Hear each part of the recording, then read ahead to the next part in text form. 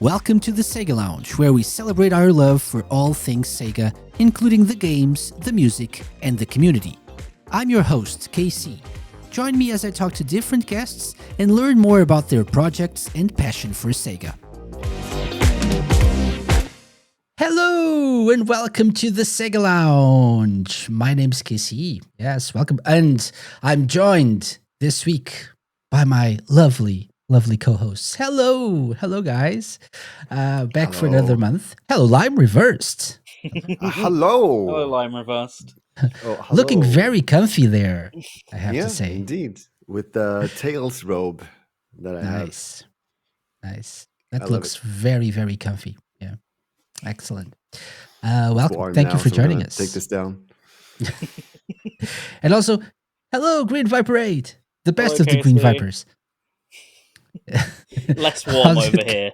Oh, there you go. Yeah. Hello. Yeah, not so comfy. Not so comfy. No, definitely not.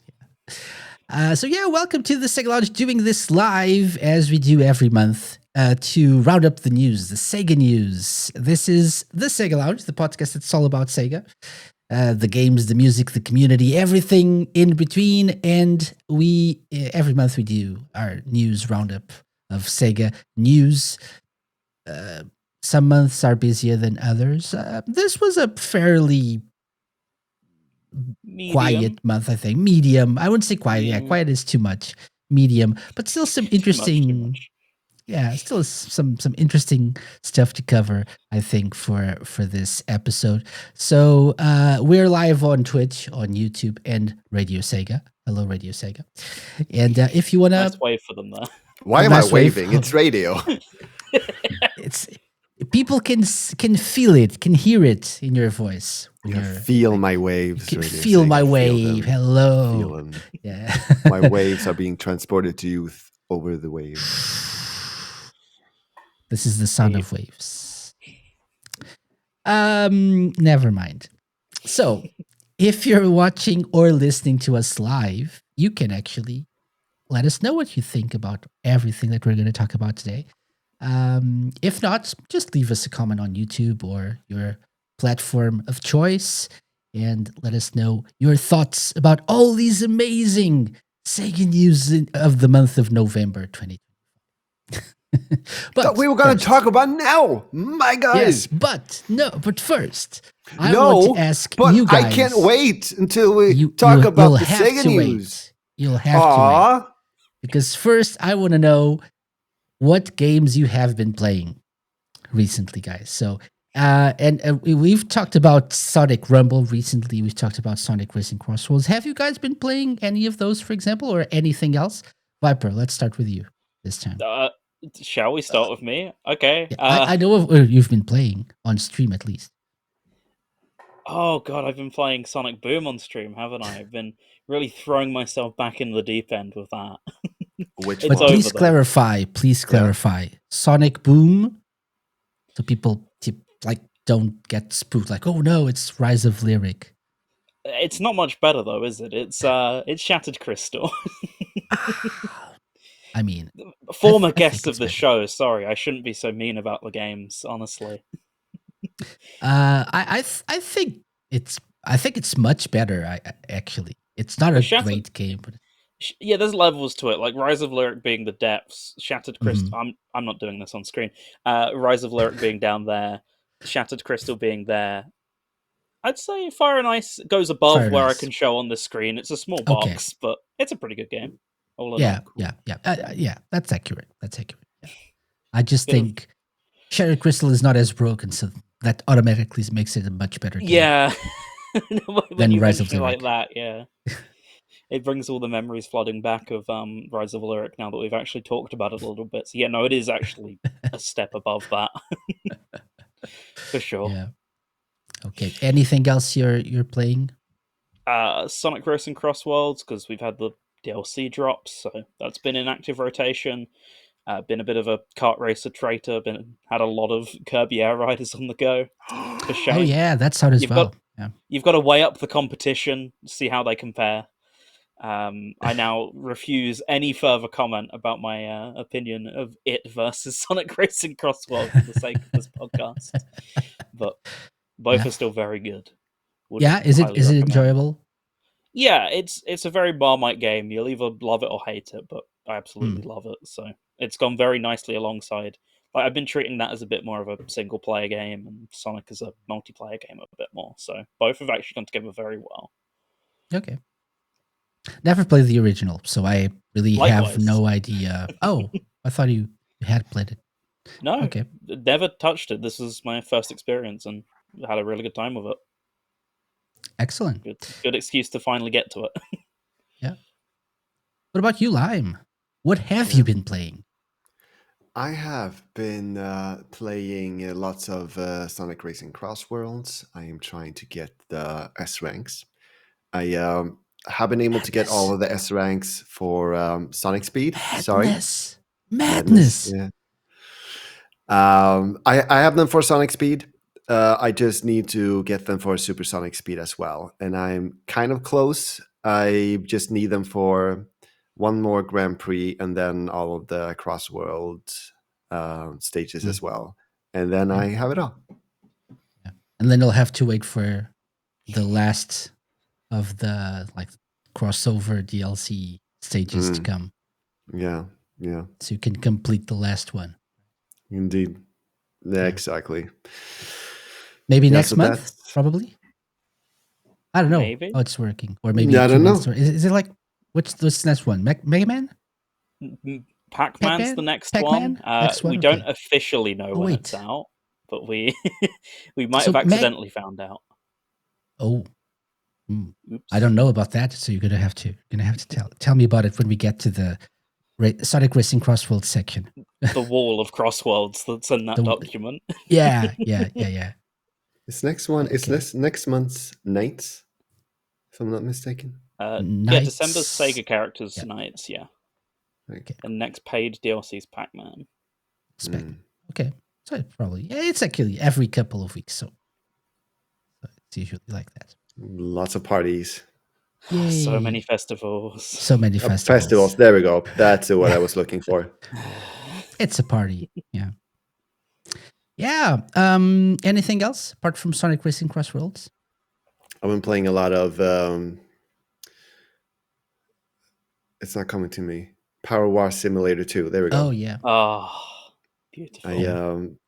Lucane and I keep playing that, just talking and cleaning basically.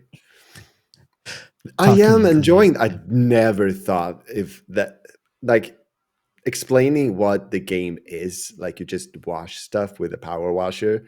It's like, why would you do that? That's boring work. You can why would you want to pay for cleaning? But I don't know. It's just very soothing and satisfying. You can just talk with your friends. Like there's something to do while you talk, which is something about that. Yeah, that's I've been meaning to check it out. Actually, I played a little bit of the original, but just a little bit. It's usually bad timing. I think that was the problem with the first one. It came out at a time when I was playing another game or a couple of games. Casey, we play it together. We should play it together. And Viper 2. Again, Viper madness. 2. We have like a 3-way play.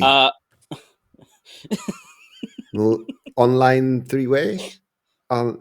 Not much better, but yes. I get what you're saying. Online multiplayer with 3 players. Yes. I get it. We should do that. Okay, as for me, I never thought I'd say this, but my most played game is Sonic Rebel. What? Yeah, I've been playing Sonic Rebel every day since launch. I'm level 57. Wow. I have no idea. I just keep playing it for. I'm saying it's my most played game. It's probably not my most played game, but it's the game I've played every day, like religiously, ever since it launched. So I'm sure you're gonna talk a little bit about that when we get to the Sonic Rebel section as well of the news. But yeah, every day I find myself like, oh yeah, I haven't played Sonic Rebel today, so let me just do a couple of I haven't watched my adverts yet. I haven't watched my. I haven't spent any money. I'm level 57. I'm having fun with it to the extent that I think one can, which is like not it's not something that you play for hours on end, but it's fun, very fun. And I love the oh, and I just realized I hadn't logged in yet, and there's a new versus battle versus Death Queen, which I have no idea what that means. So there's yeah. yeah, What on earth is I don't that? know what Death Queen is. It's like a mechanical bee. Is it from Sonic the Lost one World? from Forces, I think. Forces? Okay. Okay. Yeah. Yeah. Anyway, Sonic Rumble. Also, have been playing Outer Worlds 2, which is not a Sega game, but more like it's kind of Fallout in space. So it's not a Sega game. So let's just move on. Didn't they also do Fallout in space? Now that you mention it, isn't that just Starfield? They have. Yes, they have. I haven't played that, so but I've enjoyed Outer Worlds, and now I'm enjoying Outer Worlds 2 as well. Not as much as Fallout, I think, but Still pretty enough. enjoyable action RPG. Yes. Okay, so again, welcome to our monthly Sega News Roundup, where we actually talk about Sega, and we're going to start with yes, I know, shocking, but we're going to talk about Sega, and we're going to start with something that Sega realized apparently. I really enjoyed watching comments about this online because people were like, "Yes," but they realized definitive editions could be putting players off day one purchases. So they say only 17% of recent sales, like game sales, come from new titles. And so Sega realized, we think people are waiting for our definitive editions to be released shortly after. Which is actually usually true for Persona games, especially for Atlas games. Not sure if that's something that's been happening with other like Sonic games. Do we get definitive editions for those? No, but I think also so. think they've not like factored it into this, but so often with Sega stuff, if it comes out in like October, for example, it's on sale by November. Like, That's it. it's always Yeah. Black Friday. It's on sale. So why would a lot of people just went? Well, why would I buy it day one? And Yeah. combined with the Atlas problem, then yeah, you've got a multiple choice of reasons to not buy something on day one. I think they figured out. Yeah. Yeah. Is this something that I don't think we suffer from this particular issue here because we usually, if we really want, probably mostly you and I, Viper, it's Sega, we get it on at launch, and I know Lime does the same for Sonic games because they're Sonic, right? Yeah. Indeed.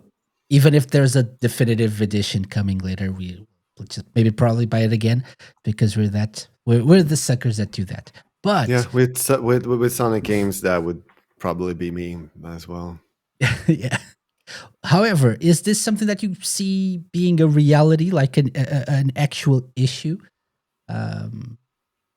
Viper, you were mentioning like sales. That's a big thing. People now can buy CrossWorlds for a little bit less. Yeah, it's already what, like 30% off 30% this weekend, off. Yeah. digital, and I've seen it even lower than that 30% physically.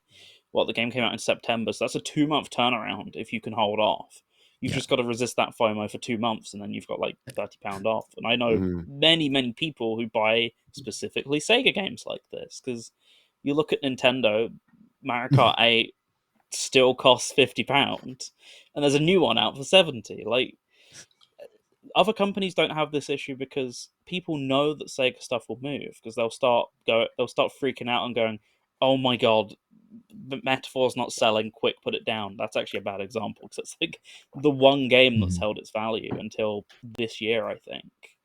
Yeah. But yeah. otherwise, like, Atlas has the problem of, like we've said with this article, everyone waiting for the definitive. Sega has the problem of Superstars was out October. That was the image they used. By November, it was like 25% off. So if not even more. Like Shadow Generations, I think, what came out last year, that's already £50. Oh, sorry, 50% off digitally, and it's even cheaper physically. They have kind of been teaching their customers to wait by doing those things, and then get surprised when said customers are waiting. Like, which one is it? One thing that Sega has been doing lately is to provide, like, to buy the what's the word, edition, the deluxe edition, deluxe, for a game and get access to it early. That I think is, I definitely bought all of those because I was like, yeah, I mean that's worth it to me. I definitely want to play it 3 days early. So yeah, heck yeah. So I mean that's also a choice that I don't see other companies do. That might maybe be a better direction if they want more money. They're doing that as well. Yeah, other companies do that. It's just like, I haven't experienced that with big other games. AAA games have that. I think it's like more common now. I probably see Sega doing it for more titles than maybe other companies. Like the select specific games that they know people will really want to play early. Like bigger titles, but like Sega's doing it for every game. Every single game. Every single game. At least this year, I think every one of them got a digital deluxe edition with like 3 days of early access and stuff. Yeah. I'm trying to think. I mean, if they want games to sell the day one and even before, to get that really big launch, then yeah, I think lean into that. Probably. Yeah. I think in Hello Gum, in chat on Twitch, says, I definitely count on summer and Black Friday sales for most game purchase. So this is also like a more systemic issue, not just Sega issue. People have less money these days. Shock. There's inflation and other stuff. And we're back to politics. So shock. I know Sega maybe doesn't follow the news, but that's an issue. And games are. I thought you were gonna say it doesn't follow the politics. Yeah. Oh. Also that. But definitely games have been getting more and more expensive. Sega games, not so much, unless you count the digital deluxe editions. Those are expensive. But people have to. It's like gaming has become an increasingly expensive hobby, and so people have to make choices. Should I buy one game like for the next 6 months, full price, and play this one game, this only game, or should I wait for sales and buy like 3 or 4 or 5 games? So yeah. If like Viper said, people can resist the FOMO for a couple of months, that's the smarter choice. Unless you're not smart, present company included. Yes. Okay, but Sega finally realized that and is probably going to do something about it, which I don't know if it's good news or bad news. We'll see. Or they'll just keep going the same way. They always do. Yeah. What? They're going to go like, hey, we learned something, and then not change anything. We learned something. No sales now. So no sales, at least like before 18 months have passed. Or they're going to go the Nintendo way and not have sales at all. So Breath of the Wild. Sega does what Nintendo don't. That's true. Breath of the Wild, the Nintendo way, a great game released in 2017, March 2017. It's still the same price. And if you want to buy the Switch 2 edition, it's like 10 or 15 or whatever monies more. So I say monies. Not pounds or euros. my bank account just shuddered thinking about no sales, says Gum. Get used to it. It's happening. No, we don't. Or fight the power. Fight the power. Don't buy the games. Wait for sales. That's it. Screw the games. Show them us pass.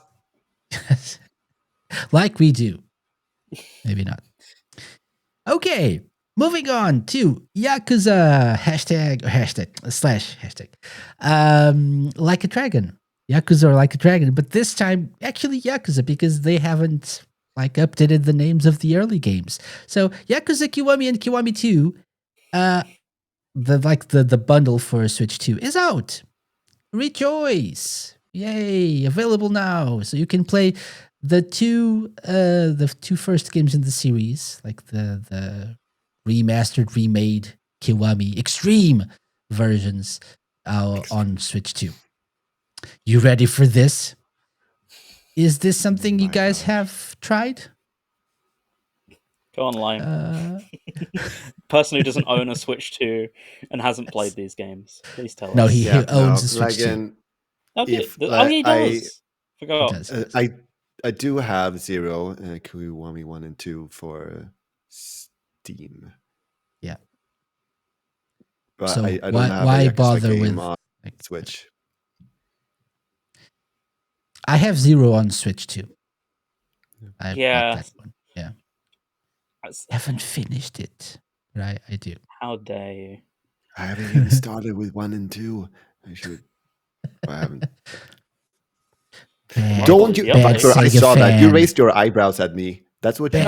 Sega fan. You raised your eyebrows at me. I was going to say the update's free on PC, so perfect place to start. Yeah. Oh, there we go. Except about Zero's that isn't, but 1 and 2 are. About that. So if you have, like Lime has, the games on another platform, right? Sega have announced the upgrade offers for Yakuza 0, Director's Cut, Yakuza Kiwami, and Kiwami 2 on PS5, Xbox Series, and PC Digital. Okay, so they have explained the differences between the different, the updated and original versions of the games. I think the biggest thing for me is like the licensed theme songs are now in the Western versions of the game. Finally. So for people not in the know, they usually have like a rock band or something from Japan do the theme song for each of these Yakuza games. And then when the games were released here in the West, we got like a more generic instrumental for the intro, and they cut that licensed content. So now these new editions of Yakuza 0, Kiwami, and Kiwami 2 have the original songs included. Also support for other languages as well. Was there an English dub for Kiwami 1 and 2 from the start? Because they added 1 to 0. Yeah. There's none in Kiwami 1 and 2. There's no? Okay, so... No. Is this just text? Yeah, it's just text for Kiwami 1 and 2, which is why they're cheaper. Oh, no. Upgrade. I thought that maybe they would have added that in that case to 1 and 2 as well. Mm-hmm. Nope. Yeah. So, upgrade offer for people who have Yakuza 0 for PlayStation 4, Xbox One, or Steam.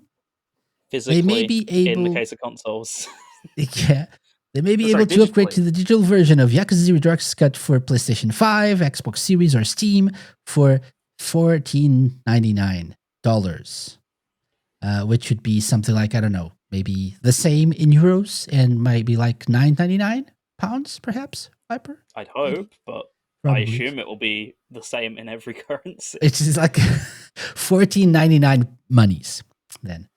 Yes, which is, they say, a significant saving versus the $49.99 everyday price. Okay.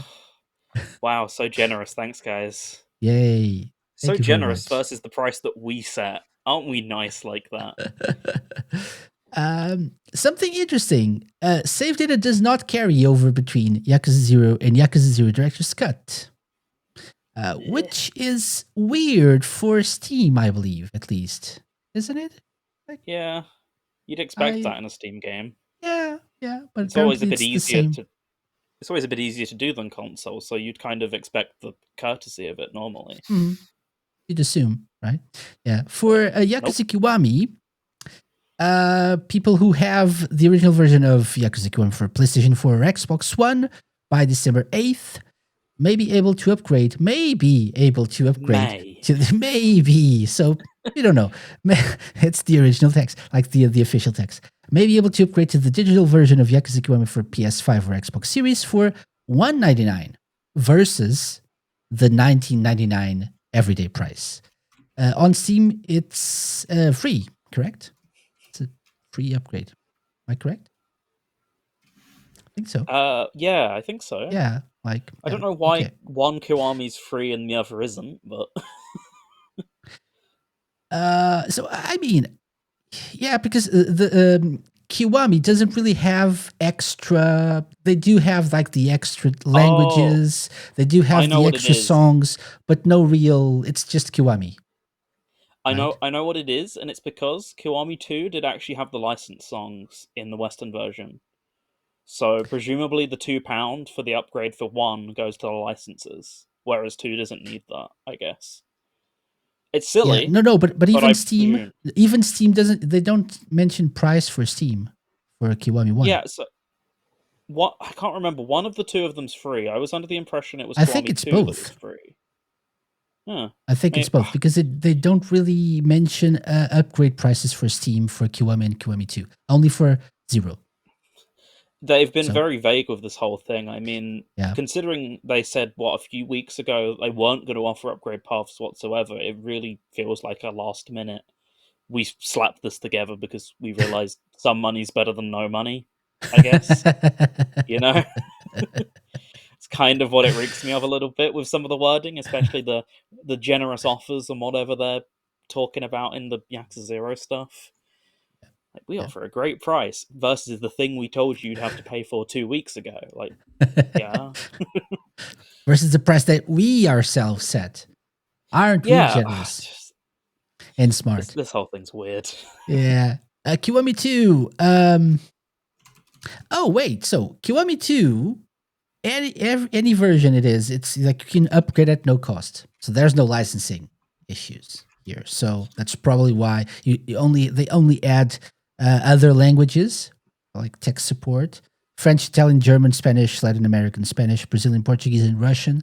So there's no new songs or whatever. So you really don't need to pay anything for the upgrade for Yakuza Kiwami 2.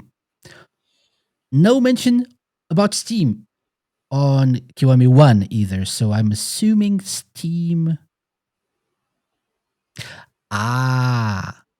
So it seems like this is very vague. I'm reading this with a little bit more attention now. It seems like Steam, the Steam version doesn't really have the new songs, apparently. Oh. Because they say a Steam version of Yakuza Kiwami with the added text language support, so no mention of the new songs, will also be released on December 8th. I remember this now. They already promised that Kiwami 1 would be free on Steam. Pre this whole thing. So that's what that is, I'm guessing. And then the consoles will have to pay for the upgrade. Probably. And they say details for those who get Yakuza Kiwami prior to December 8th will be shared after the new version's release. Is it free? Is it not?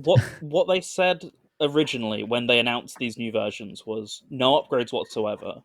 But they did say at that same time Steam would get them free because we're not re-releasing it on Steam. So this backpedal that they've now done, Steam is still locked into that free agreement, but the consoles get to pay for it because of the song licensing, I'm guessing. So that's why that's worded incredibly weirdly. So it's like, it's vague on purpose. Perhaps. Yes. Probably. I mean, I'm sure you also saw at the bottom there potentially, I tried to say it earlier and completely bungled my words. They've already said if you own it on disc, no upgrade. You can't do it. Even though other games have done that. Like, yeah, that's true. They only say those who have the digital version can upgrade. Yeah. Okay. So no mention of it, but that means disc has no upgrade. Yeah, which really will weird. be available to users who already own the digital versions. Yes. Okay. And worth pointing out, they just sold people new physical versions through limited run games less than a year ago. Yes. Who will now not be able to upgrade to these new versions. Who will now be able to upgrade by buying the game again. At full price. At retail as well this time. Unless they wait for like a price drop coming soon. Or a definitive edition coming soon. This is getting very weird. Yeah. Gum says, speaking about Yakuza sales, I'm racing to get 0 before it disappears. You should get 0. My boyfriend is playing Yakuza for the first time, 0, and is loving the series. He went in blind. It's been hilarious. Yes. Yes. He was expecting it to be serious. Of course, because it's like a crime drama. Yes, of course. We all think that in the beginning. Yes. Hello, KDog89. Welcome. What's the take? 0 versus Director's Cut 0. 0. Obviously, Director's Cut 0, but it's got more content. But worth the upgrade? No. Yeah, but it's got more content, so Director's Cut 0. But it's not like you're not missing out on anything too significant. In my opinion, it's the kind of thing where it has new content, but no one particularly likes the new content. Therefore, unless you really want to pay £15 for it, or I think the best case scenario for these is if you speak one of the languages that's now supported. Obviously, we're in English-speaking communities. So we go, oh, this is trash and pointless, but actually, there's loads of people who are going to be able to play these for the first time. So I'd say that's actually the big reason for at least Kiwami 1 and 2. Is so they can shoehorn in that language release. Yeah. So if that's your case, just if you want to brush up on your Spanish, then upgrade to Director's Cut. Yeah. Muy bien. Or you're Brazilian Portuguese. Alô. Just Brazilian. Yeah. Just Brazilian. Yeah. It's an important distinction. It's an important distinction. And yes, and no one really cares in Portugal for like a Portuguese version, I'll be honest. I guess maybe the newest generation, but I don't think so. Yeah. Okay, so that's Yakuza news out of the way. Hopefully, people will get excited for these new releases. Probably a little bit more for Yakuza 3 or Kiwami 3 because it has like a new mode, but there's always some controversy surrounding that. So, yeah. Moving on. Yeah, who cares? I want English dub. I need English dub.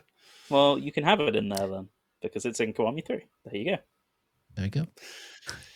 And if you want for Kiwami 2, I need to get to that game first. maybe there's a fan mod. Oh, true. You can play the original Yakuza 1 dub in Yakuza Kiwami as a mod. There you go. That's your consolation prize. That's a good shout. Yeah, that might be because I know original voice acting is always better. I'm a horrible reader. I don't follow the story. If that tracks actually, yeah. I remember this. We having this conversation like a few times in the past. Yeah. Yeah, because I need to really usually don't care. I need to pause, but in a game I can't even pause.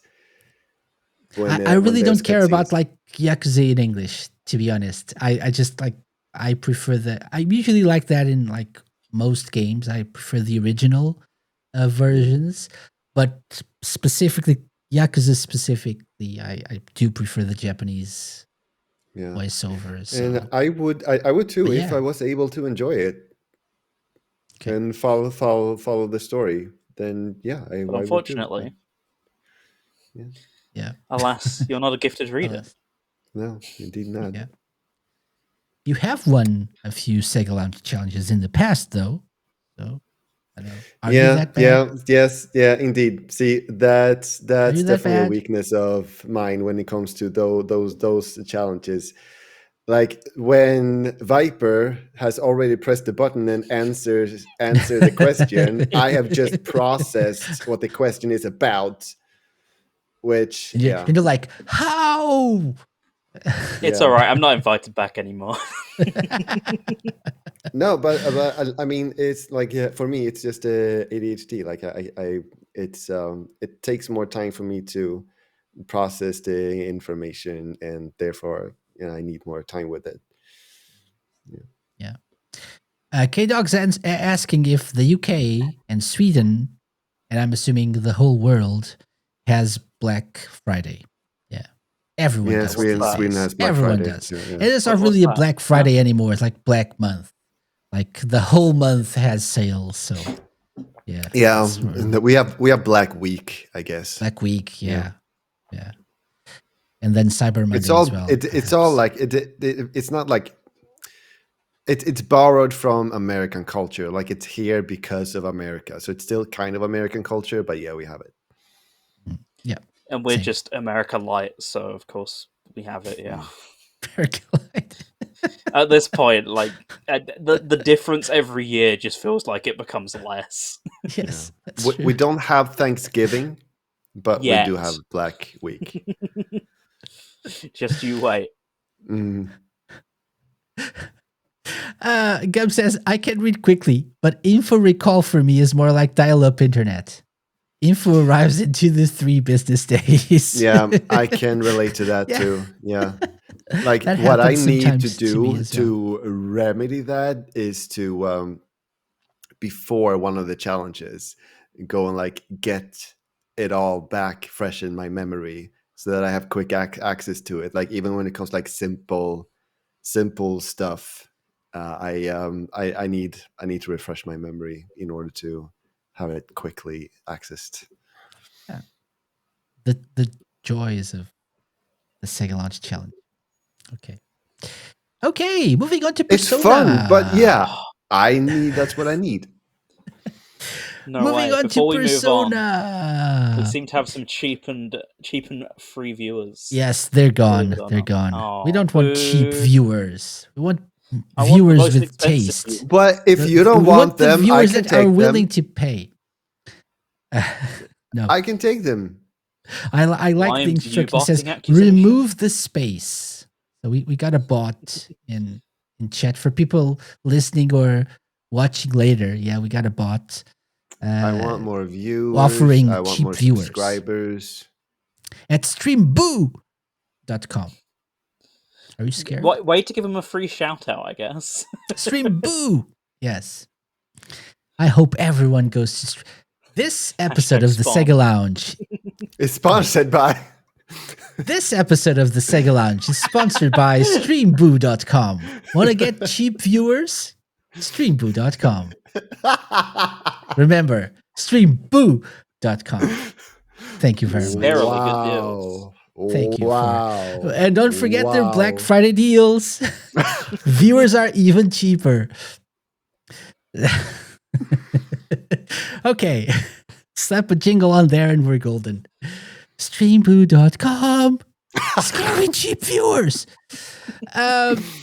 Persona Live. Persona Live is next. Persona Live 2026 Awakenings. Not just one awakening, awakenings.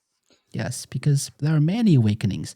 So, courtesy of our friends over at Sega Bits, they talked about this. So, there's a concert debuting in Los Angeles. So, obviously, for all of us here in the rest of the world.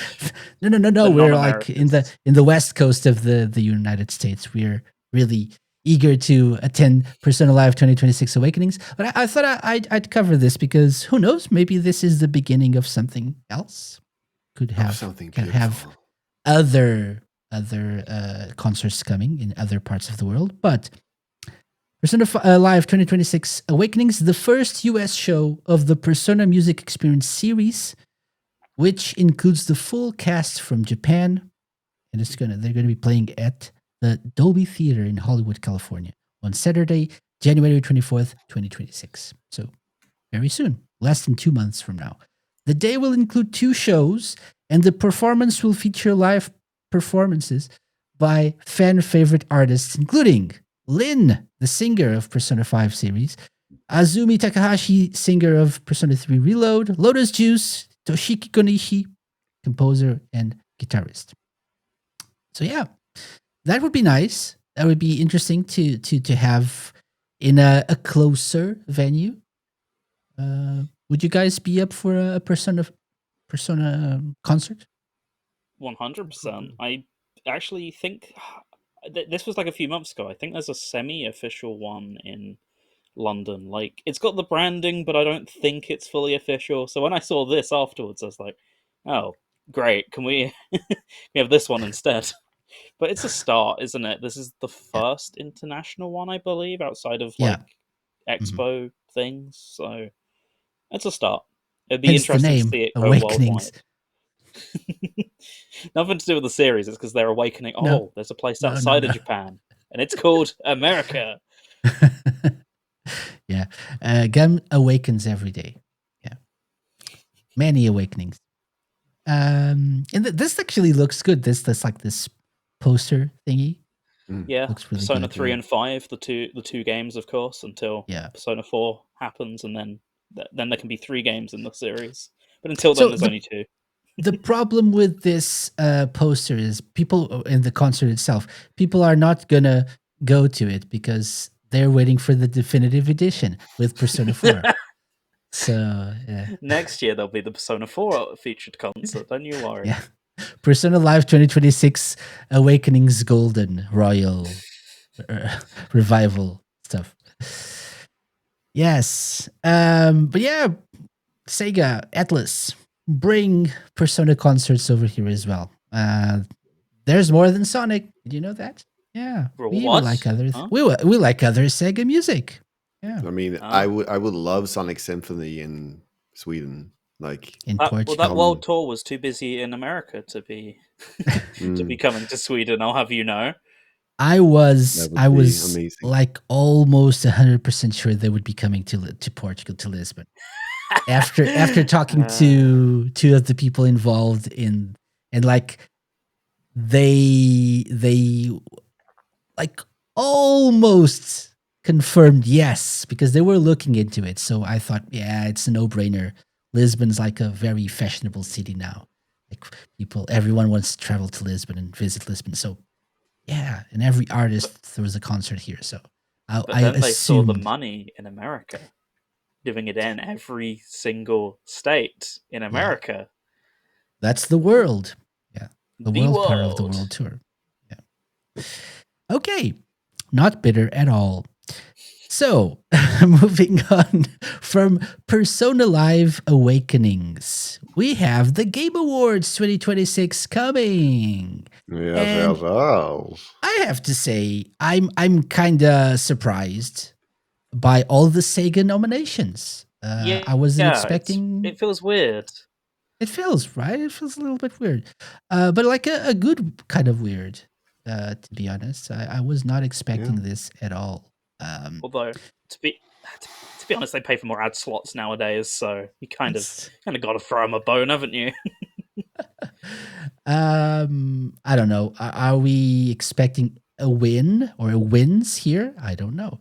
So let's run through the nominees in the categories in which Sega have been nominated. So the first one, Best Action Game, Shinobi Art of Vengeance is nominated. Maybe I'll need to zoom in a little bit. Yeah. So you can see it a little bit better. And so Shinobi Art of Vengeance is going against Battlefield 6, Doom the Dark Ages, Hades 2, Ninja Gaiden 4.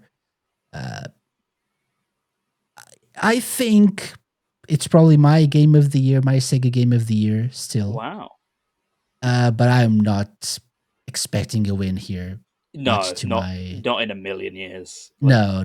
I think Ninja Gaiden, Hades, Doom, Battlefield, most like bigger IP. Yeah, so I'm not Battlefield or Hades definitely. I think even mine would be Doom, as good as Shinobi was, and it was a very good game. Yeah, but it's just it's not got the popular vote on its side. I don't think the popular vote, like the amount of content maybe as well. Yeah, like. It's I'm probably not counting Hades 2, which is like more of like a kind of an indie game in a way. I'm not sure if you can consider Hades an indie. Supergiant Games an indie developer anymore, but okay, it's kind of outgrown that. Probably, but more like a double A game. But the other three are like triple A games, whereas Shinobi is a smaller project. I guess not expecting a win here, but I'm really happy that they got this like nomination. Happy for Lizard Cube, sure. Okay, wouldn't have happened a few years ago, so stop. Yeah. Next up, best family game, right? And we have Donkey Kong Bonanza, Lego Party, Lego Voyagers, Mario Kart World, Split Fiction, and Sonic Racing CrossWorlds. Yeah. Thoughts? Is this achievable? Is a win achievable? This is the most achievable category, I think. It's tough to say, because I think Mario Kart World probably won't have a chance.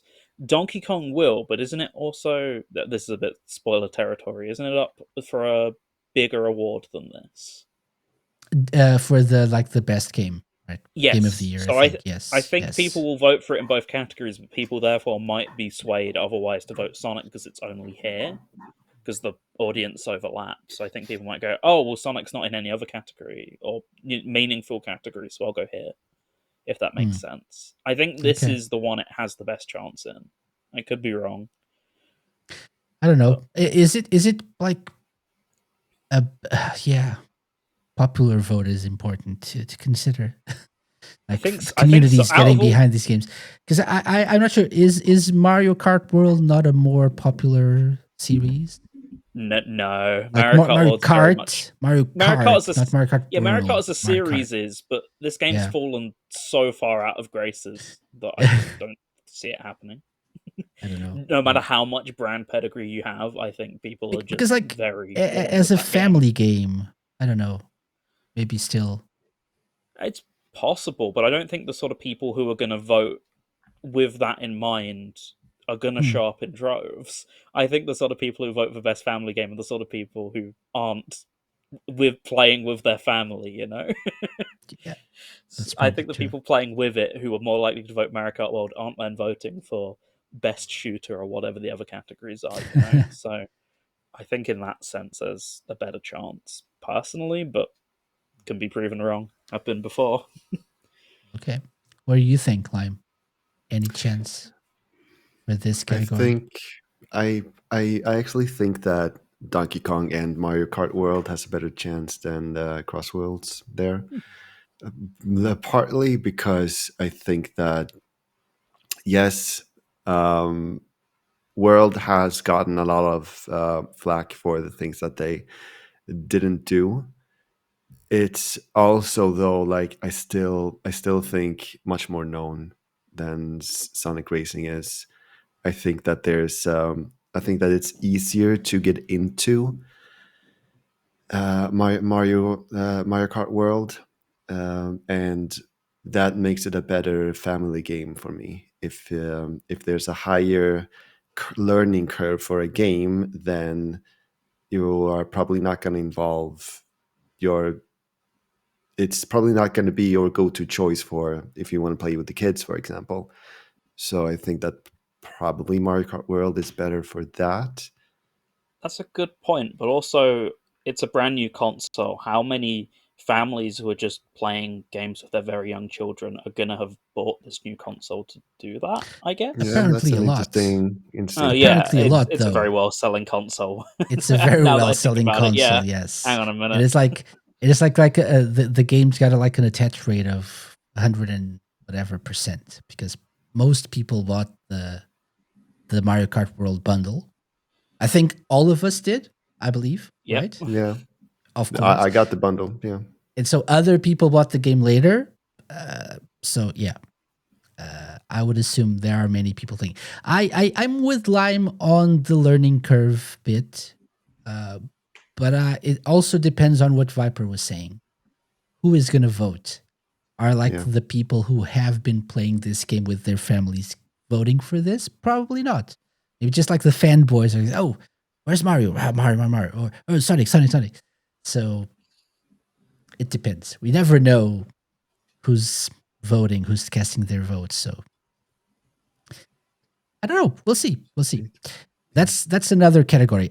One more with the Sega game is best fighting game, and we have for best fighting game, 2XKO, Capcom Fighting Collection 2, Fatal Fury City of the Wolves, Mortal Kombat Legacy Collection, and Virtua Fighter 5 Revo World Stage. This kind of surprised me a bit because World Stage is like the latest expansion or version or whatever, like and it came out ago. Like, yeah, so I would assume like Virtua Fighter 5 Revo, but okay, they added World Stage, so yeah, I think it's still they got the game out before the deadline, I guess. And if you're gonna nominate one, like let's nominate like the definitive edition of the game. Definitive edition. I don't know here. I honestly don't know here. I think one of the things that I'm looking at this and I'm seeing two like fighting game collections with Capcom Fighting Collection 2 and Mortal Kombat Legacy Collection. So obviously probably more popular games like series these days, but they're collections. So I don't know if people will vote for this instead of like a newer game. Yeah, I would feel weird voting for a game like games that have already existed for 2026. Like I feel like it has to be something that like is worth that title, not games that have already been out throughout all the other years. That said, Virtua Fighter 5 has been out for 20 years. Yeah, exactly. A couple of years. Yeah. So I'm actually making the same argument for that game as well. Yeah. So for that reason. I don't know. Maybe I would guess the fighting game, like the more competitive fighting game community, would go for Virtua Fighter 5. Yeah, I would I'm guess. Gonna be honest. This is a naff list. Like, yeah, it is. Didn't Tekken come out this year, or was that not in the period of release? I'm not sure. I thought about that as well. Where's Tekken? But maybe that was last year. Maybe 2XKO I've heard a lot of good stuff about, but like it's been in a very small bubble. Capcom Fighting Collection I've heard very good things about, but I think people will have the same opinion as Lime as why is this here? This isn't a new game. Same with Mortal Kombat. Yeah. Fatal Fury has very good what's the word? Like brand loyalty, but they kind of threw that away a little bit because of real world governments and politics. And no one really liked the game. And Virtua Fighter 5's a game that we've seen released like 5 million times. This is a really bad list. I mean, Virtua Fighter 5 Revo revamped things, and World Stage also added content. So I would say for the ones that I'm familiar with, Fatal Fury, Mortal Kombat, and Capcom Fighting Collection 2, I think Virtua Fighter 5 in theory would be better placed for a win, but I'm not really familiar with 2XKO. I think this is the first time I'm hearing about this. To be honest. I think it's a League of Legends fighting game with the cast. I'm okay. Pretty sure. I could be wrong. Riot Games. Yeah. Okay, that makes sense. Probably has a big following as well. So it already has a huge install base to latch onto, basically. Tekken 8 was best fighting game in 2024. By the way, I didn't realize it came out that early. Yeah. Okay. So maybe like a week before the nomination. Yeah. Like Virtua Fighter 5. So that's another category. We have 3 more to go. 6 categories. That's amazing for Sega, I guess. Anyway, best mobile game is next. Surprisingly, we have 2 nominees here. 2 Sega nominees. So it's Destiny Rising, Persona 5 The Phantom X, Sonic Rumble, Unamusume? Pretty Derby? Probably. And Wuthering Waves. So obviously Sega has Persona 5 The Phantom X and Sonic Rumble here. I don't know. Any chance here?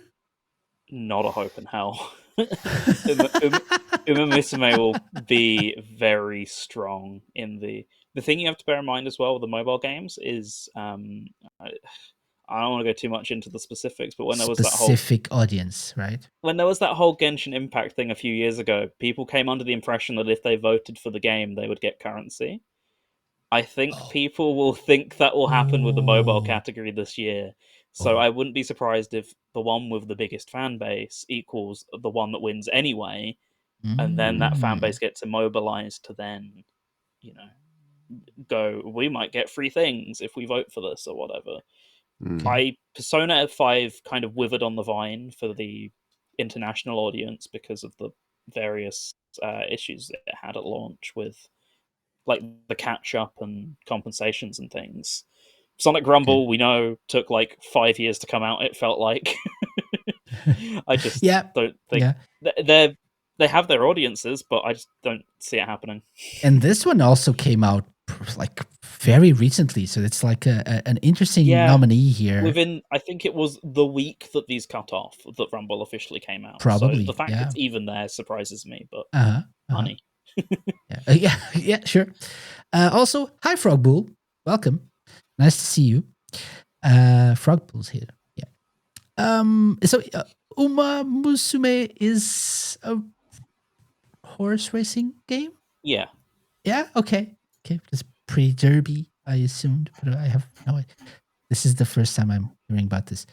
Yeah, I've heard of Wuthering Waves and the Sega ones. I didn't even know there was a Destiny mobile game. I forgot there was a Destiny. I didn't realize it was the same Destiny until you just said that.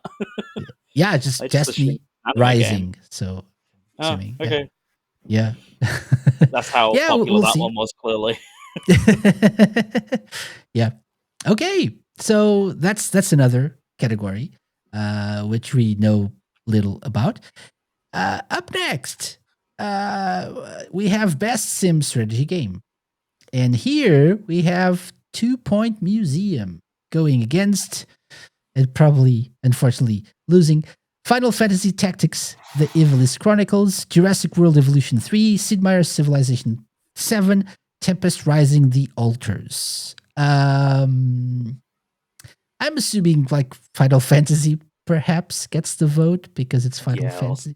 Right? Final Fantasy or Civ 7 because it's Civ 7. Yeah. Right.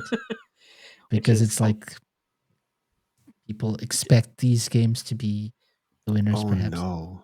Which is a little 2 Point Museum is a very cool game, though. Yeah. I have to say. Because I've never heard anything but like just gold coming out of people's mouths who love sim games who have talked about that game. But it's in a year where it's up against like the biggest simulation franchise and the Final Fantasy people have wanted remade for 20 years. So, that's sometimes it be like that.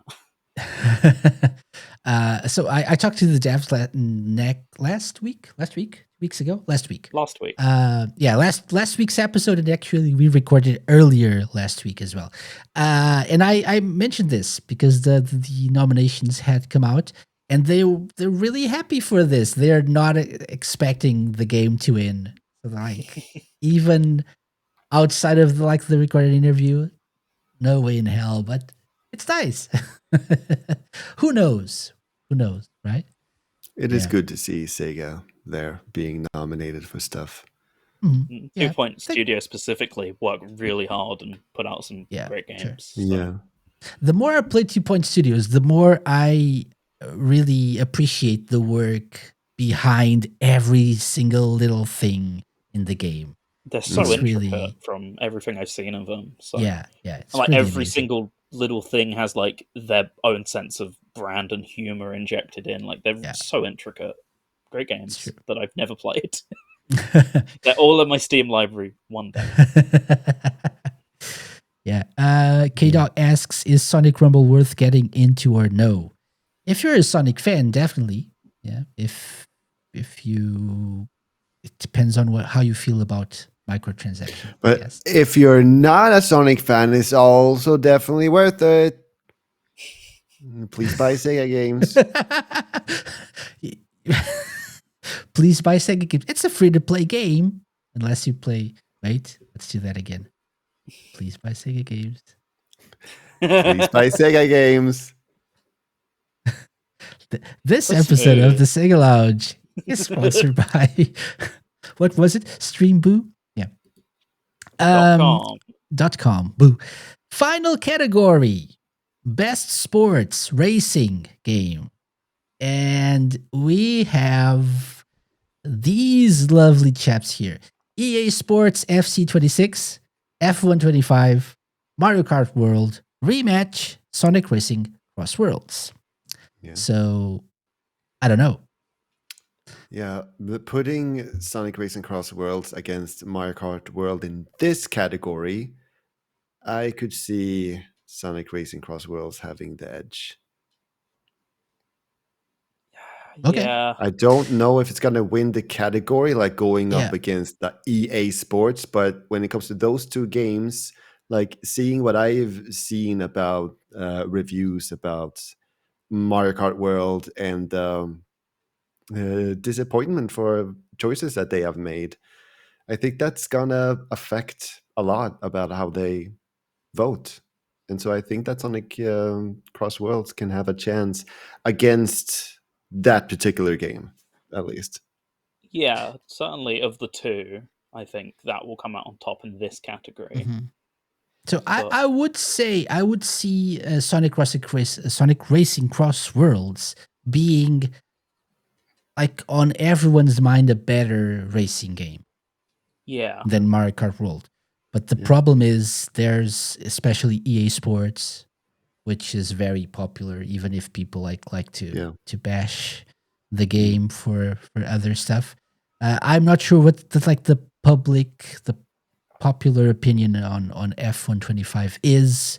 Rematch is kind of like to my understanding, like a football MMO or something. I was of the opinion it was a more arcadey football game, kind of more a Virtua Striker rather than a. But I think you only control FC. one player as part of the team, I believe. I think that sounds right. So that's like one I've heard very good things about that, so I could see it until you remember it's an international audience.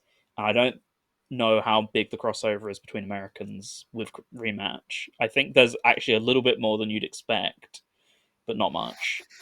And with the case of the EA stuff, it feels very plausible, but how many people who are really big into those, I guess F1 more than FIFA, not FIFA, sorry, EAFC, sorry. EA Sports FC, yes. Yeah, very different. EA Sports FE 26. 26. I don't know how big the crossover is between the two, the sort of people who play those and the sort of people who would vote. Like, I'm sure there is, but how many people? How many of the hardcore FIFA crowd are going? I'm tuning into the Game Awards this year because they're going to have the player announcement for me in the middle of the show or whatever. Like it doesn't happen. F1 is. Correct me if I'm wrong. Isn't that the last Codemasters game? Didn't they say they're going to shut the studio effectively? When I saw this, I thought of that. I saw this and was like, is this like a new version of like Codemasters or whatever? But maybe this was the last game they released, perhaps. That's I can see there being like a small wave of people who are like, justice for Codemasters and vote for it because of that or something, Not enough to make a dent, but I can see it happening. Okay. I don't know. Too much politics here involved in this, so I have Gum agrees with you, Viper. Yes. Right? Agree with Viper. Agree. I just realized Gum said about that. I can't remember the name. Musumusumusi? Can't remember.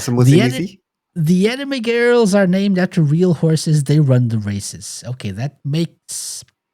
I would say that makes more sense, but does it?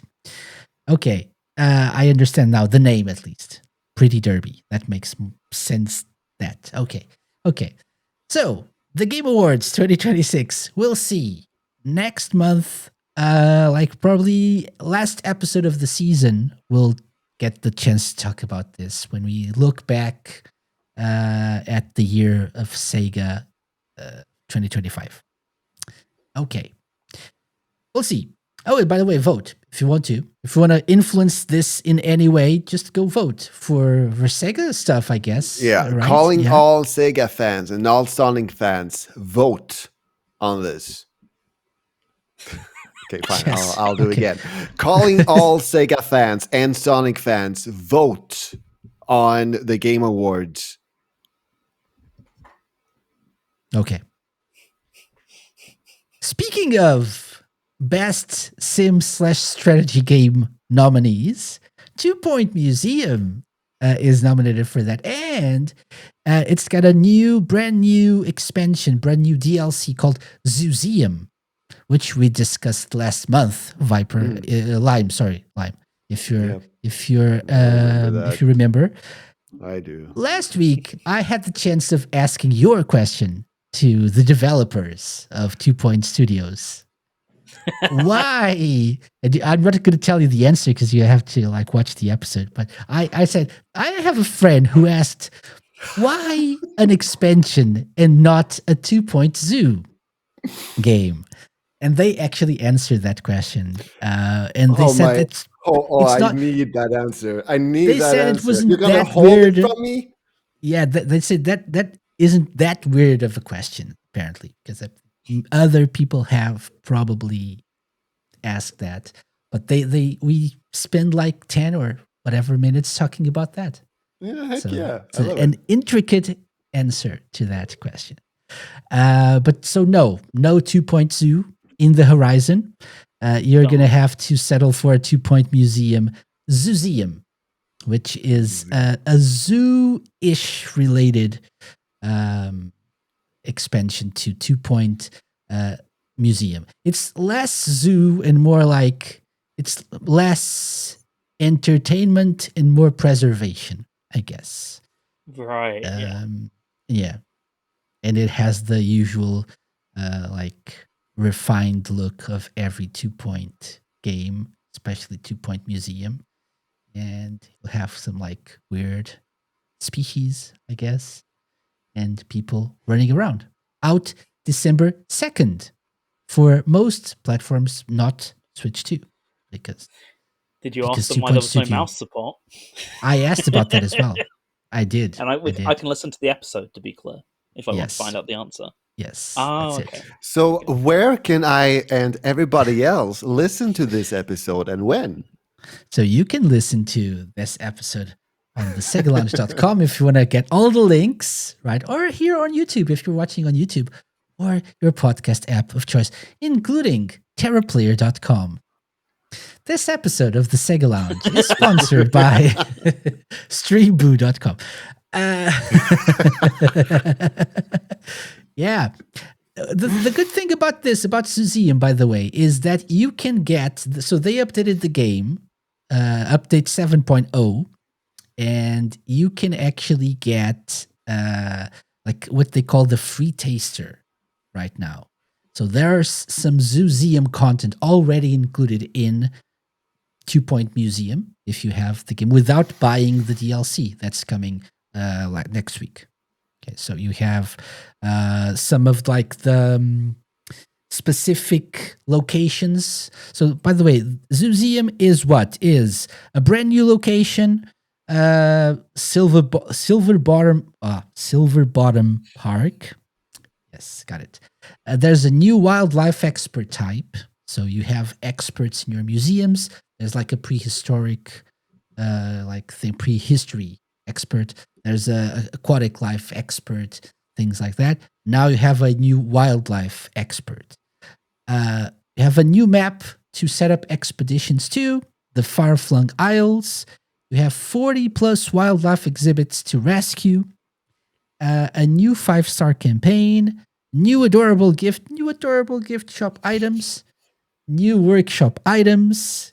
New themed items, and 2 new animal-related rooms, habitat and wildlife welfare. Some of this is already available in the game for free if you have the latest free update. Unless you're on Switch 2. Yes. In which case, boo-hoo. Wait. Boo-hoo. Boo-hoo. How much is it? The DLC? £9.99. 10.99 in euros and 10.99 in dollars.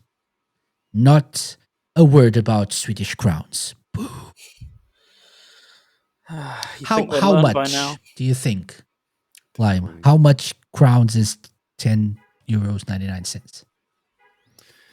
I will say about 200 crowns. Okay. So yeah, there's that. Okay, sorry, say the price again. Like 11 euros. Oh yeah, no. Then it's about 100 crowns. Oh, so 99. I heard like 199, which would be that. Yeah. No. 10.99, so 11 euros. Yeah. Okay. By the way, if you want to get this, hold on. when yeah, forget what I said. Like 199, like as in 199. That would not be 200 crowns. That would be 2,000 crowns. Sorry. Okay. It says never mind. 120. I say things sometimes. Apparently 120. Apparently today. 120. Yeah. Today. 220. No. Yeah. No, 120. Yeah. 120. Yes. Ooh, 120. I'll just 320. Yeah. Okay. So I said 200, and then I switched my answer back to 100, and you confirmed that with 120. So eventually, I was right. So if we wait a little bit longer, like the conversion I am rate, telling you, I'm not dumb. Rate. I am slow. There's a difference. I get there eventually. Okay. Yeah. If you want to get this DLC for a little bit less than 120 Swedish crowns, 220 Swedish crowns. Sorry, 300. You can grab a 10% early adopter discount for the first week after launch. How many crowns does that make? How many is 10%? You just take euros and then do times 10, and then that's basically what the Swedish crown version is. Okay. Good to know.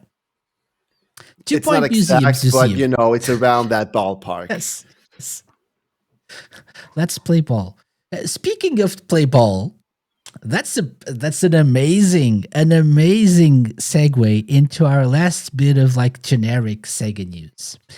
Because wait, Lime, did you say a ballpark? Just ballpark, like football. Speaking of, that's not Sega Football Club Champions 2026 launches January 22, 2026. Nice. We talked about this a few times before. It's a free-to-play football manager powered game that's launching for PS5, PS4, Steam, iOS, and Android. And they announced you can get this game very soon, less than 2 months from now, January 22nd, 2026. Just read Gom's comment, sorry. Sorry.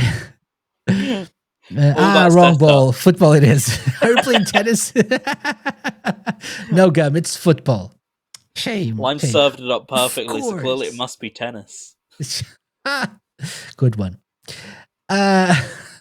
So, the beloved soccer club management simulation game from Japan, Sakatsuku, which I believe it's roughly translated to "Let's make a soccer team" or something. Yes, is here for global players with its latest version. Celebrate 30 years of passion and strategy in this iconic title brought to you by Sega. And it's powered by Football Manager, featuring player data from FIFPro and allowing you to complete in J-League, K-League, and more. Now, I'm assuming Premier League as well, because you have Manchester City here, so I'm assuming. Yeah. They weren't exactly mentioned in there, were they? Yeah. The copyright text here only mentions the club itself, and then J-League, K-League. But if you have licenses from FIFPro, I'm assuming at least players from all over the world will be available for this. So you can lead your local club to the top of the world. world. Build a team where you can recruit the best global football players, compete in your selected league and rise from the bottom to be the best, develop facilities, training programs to increase your player potential, set training programs, recruit and nurture young rising players to become global stars, transfer market, yada, yada, yada, deep strategic club management. So it's basically Football Manager, but I'm guessing geared towards like a more like Japanese, Korean club focus.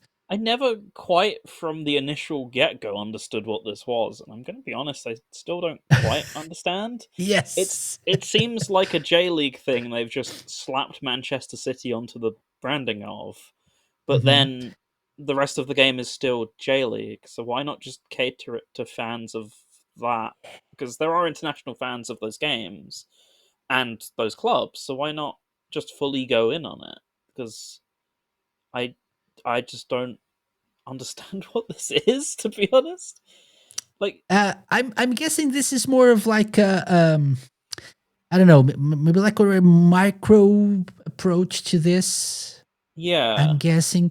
However, one could argue that Football Manager is also like a micromanaging sim as well, in a way, because you have a lot of freedom to go in depth into like managing your like the everyday happenings of a club.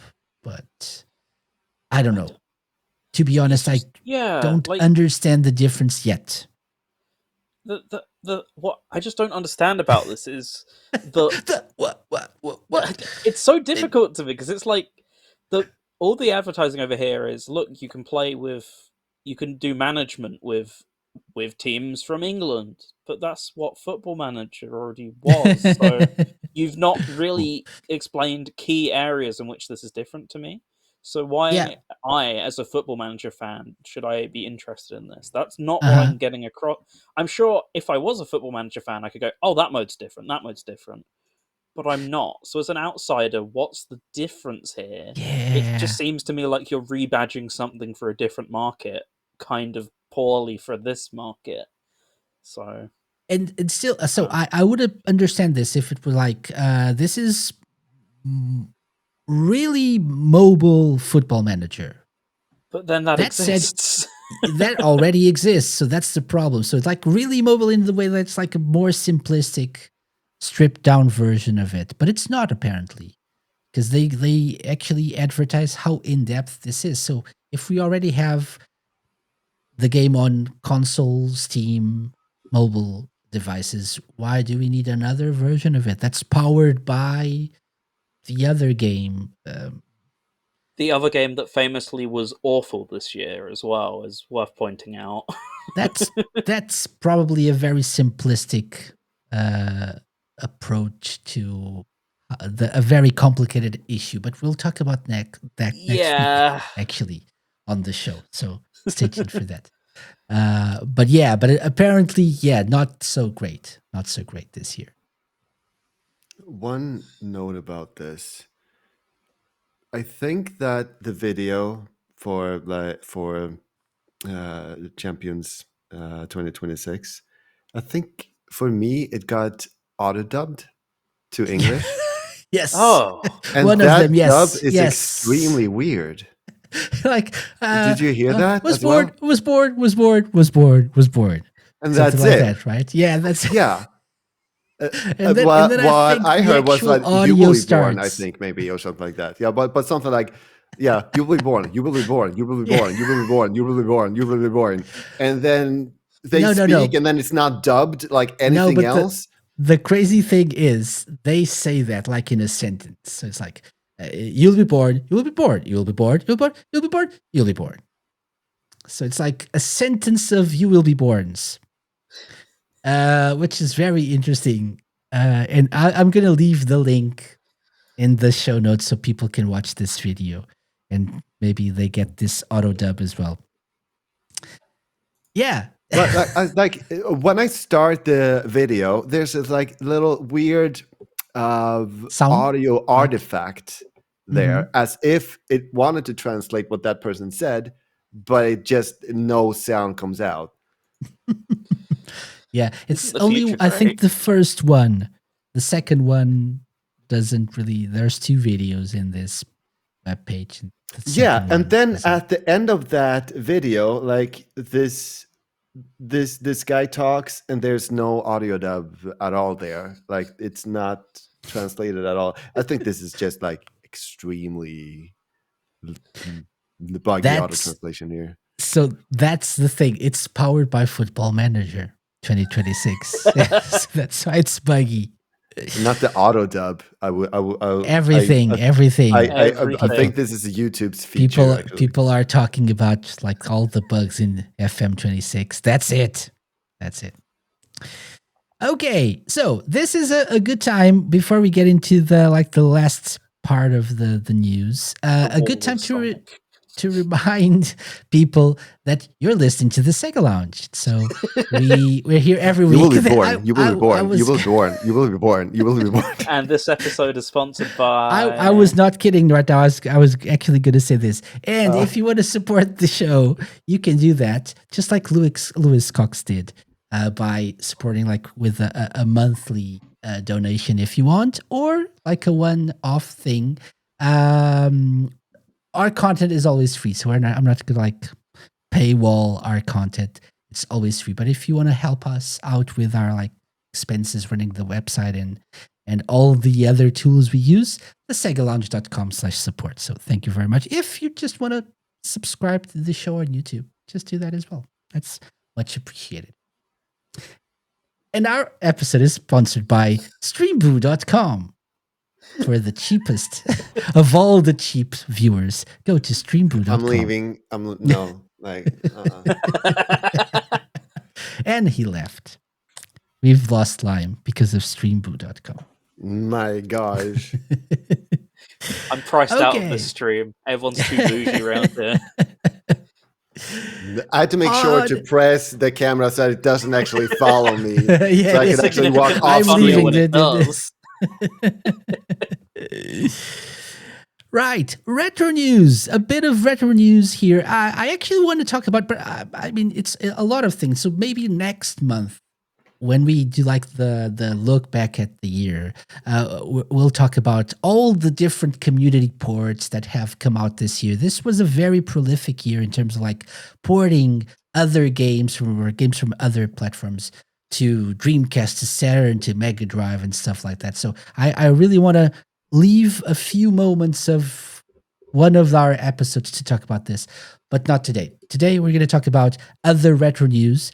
A couple of games were uncovered and made available, like preserved, which is always nice. One of them, first one, courtesy of Sega Bits, lost Nintendo 64 game from Sammy, Viewpoint 2064, found and preserved online. So this was a like Japanese exclusive, a sequel to Viewpoint, which is a game that actually had a Mega Drive version, and it was on the Mega Drive Mini 2, if I'm not mistaken. We had Viewpoint. I could be wrong. Good thing we did an episode about this recently, so that we can have fresh knowledge on this. Yes. Yes. Yeah. Mega Drive 2. Mega Drive Mini 2. Yes, Viewpoint. Yeah. So, and it's a shmup, right? So, and if you want to try the sequel that was developed exclusive for the Nintendo 64, why is it related to Sega? Because it's a Sammy game. Now it's Sega Sammy, right? That's why it's related to Sega. I guess retroactively in a way. But it's now been made available. It's preserved. It's available on archive.org. So if you want to try the game and play it on an emulator, you can. Right? This is cool. Have you guys played Viewpoint? Nope. No. But I am actually really interested in this. This is really cool news.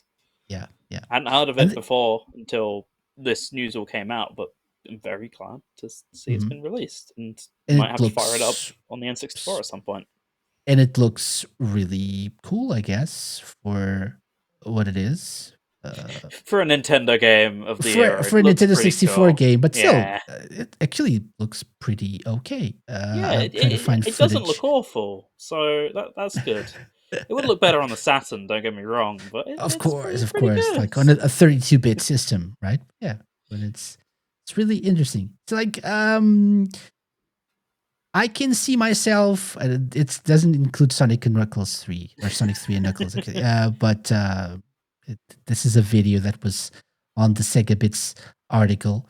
But I can see myself actually enjoying this game because it's not like your traditional shmup where like there's like loads of enemies on screen. You're like, it's more of like a first-person shooter in a spaceship, I guess. It feels, I don't want to say it because it's so basic, but it feels a little Star Foxy.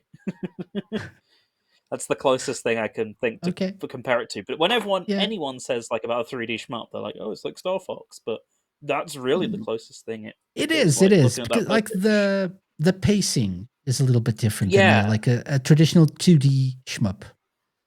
It's less frantic, I guess. So definitely Star Foxy. Yeah. So archive.org, I'll link the Sega Bits article in the show notes, and they talk about that. You can find Viewpoint 2064 for the Nintendo 64. Yes. Okay. It'll make sense now. Amazing. This reminds me of whatever you were trying to show in the blur. That's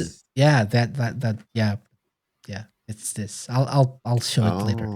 It's the Dreamcast trading cards that I got. I haven't opened them yet. I should like maybe just do a video unboxing or something. Yeah, and the coin. Let's see if I can do a better job at showing it. For some reason, I saw a cartridge in the blur when you held that up. Really, I don't think you can see it very well. Okay, there we go. Like Dreamcast logo there, yeah. Like the Dreamcast logo, it says $99.99. It's thinking. Yeah.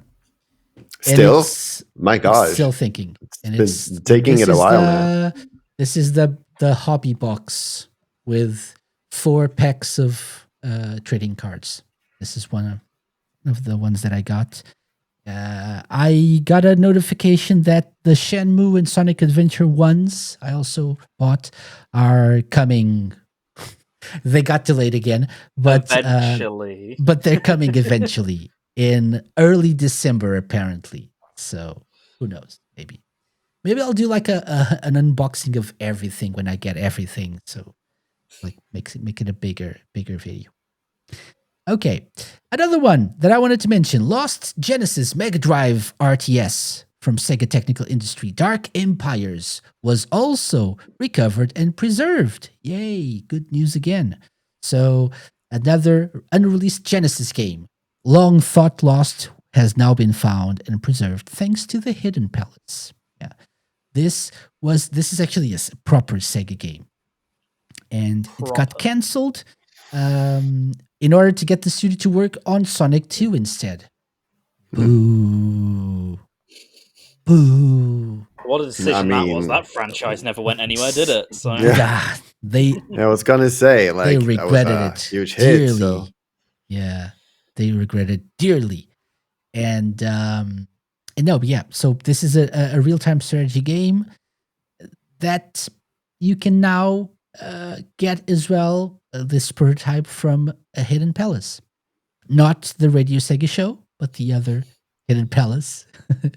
And you can also find some footage here on the Sega Bits article. There's a video from the Hidden Palace showcasing Dark Empires, straight from an actual CRT, apparently.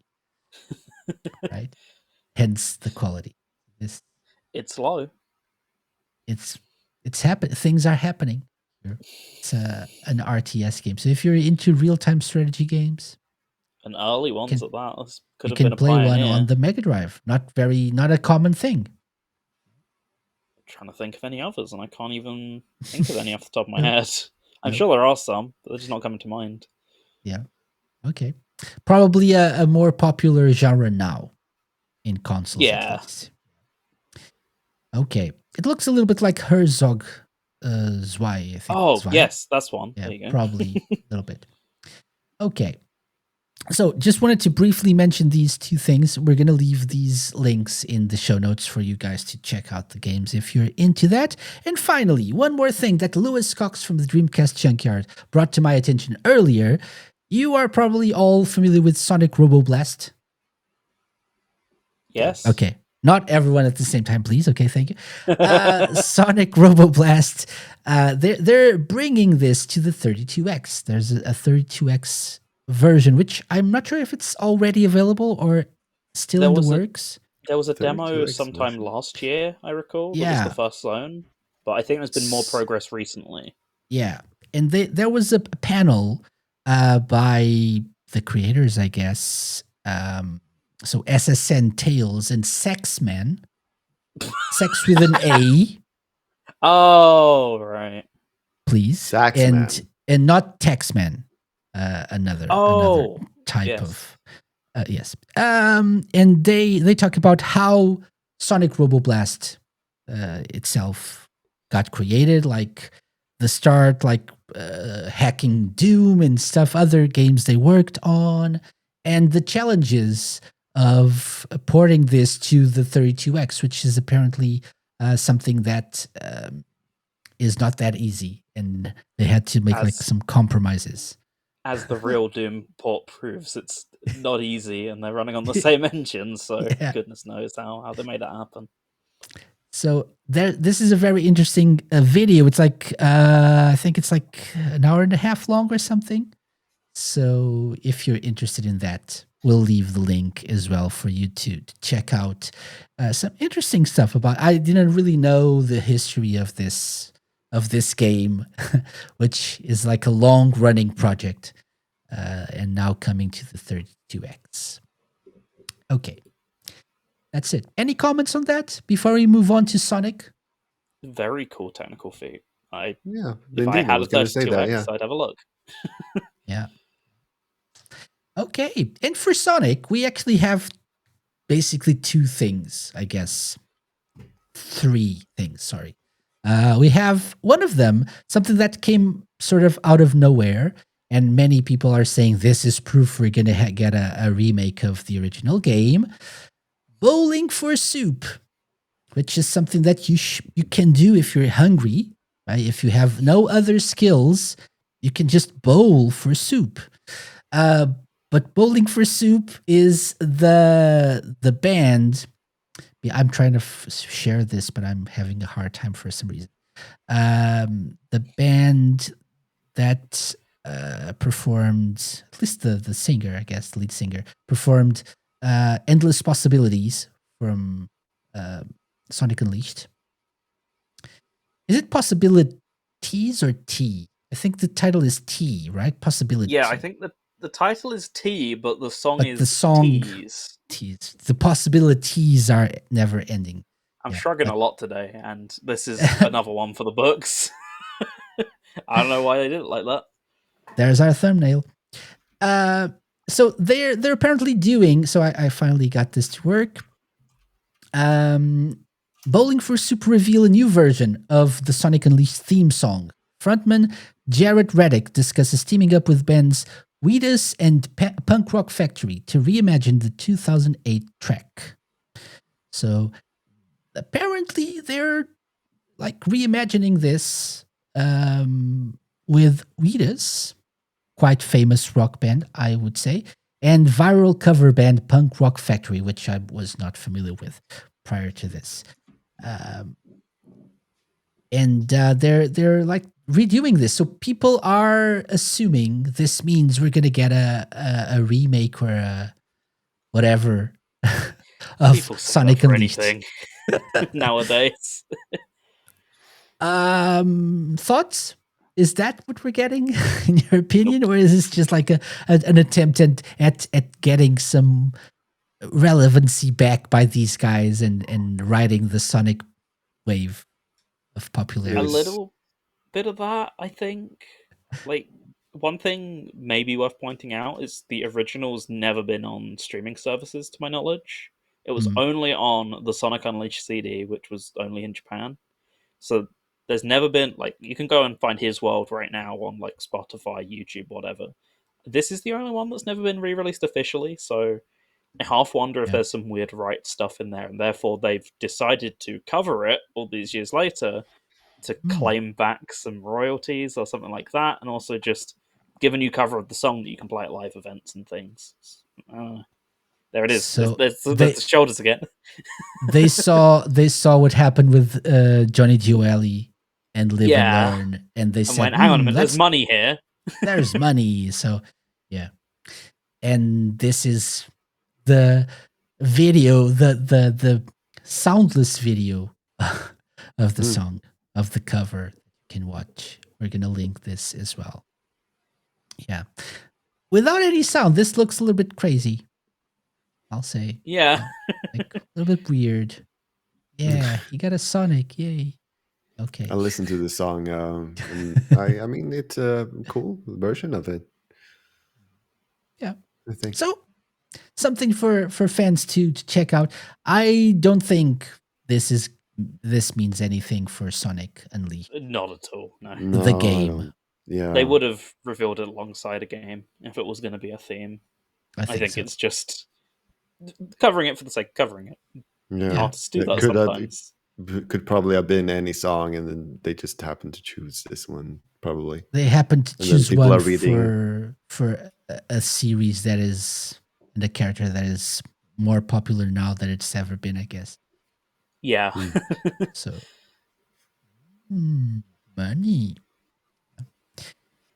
Yeah, Gum says, I thought Unleashed was a very pretty game, so I wouldn't be mad if it came back as long as it had some extra gameplay elements alongside a graphic update. Well, for the graphic update, I guess you can play the Xbox version, which is... Or the recompile. Or yeah, that may be allowed to say on this show or not. I don't know. Well. You are. You are allowed to say anything on this show. Oh, thank you. That's so kind. And then I'll add the Sonic spikes. And then I'll edit it. I thought you were gonna say, then I'll edit it out. But yeah. No. He's saying something, and I'll speak on top of like, Sega is a very nice company. Buy all their games. Don't emulate. It's either that or you both pulled shock faces at the same time. Can't believe you said that. Can't believe, yeah. Yeah. So I don't know if it's one of those games that needs a remake or a remaster version. I guess it definitely doesn't need a remaster. If they want to do a remake, like completely remaking it. But I guess they should start earlier than Unleashed for that. There are other games to start. But I guess from a financial point of view as well, the Frontiers 1 year, remake the next would be a good plan going forward. Very difficult sounding plan, but I guess it's like Frontiers remake racing or spin-off or of some sort. Frontiers again, or maybe remake. I don't know. Is it that difficult to do? It depends on the game. Yeah. I guess Unleashed would be easy if they were just remastering it. Yeah, remastering's a way easier process than a remake. But yeah, Unleashed is also like probably maybe minus Frontiers, the biggest game they've made to date. So it would take a lot of effort. They're remaking they're just remaking the Wii or PS2 version. Oh, way easier then. Yeah, easy. Can do that in a week, I reckon. Yeah, simple. As we established on our Sonic 34th anniversary episode, the better version of that game, I think. I don't know. One of us, I think. Who said that?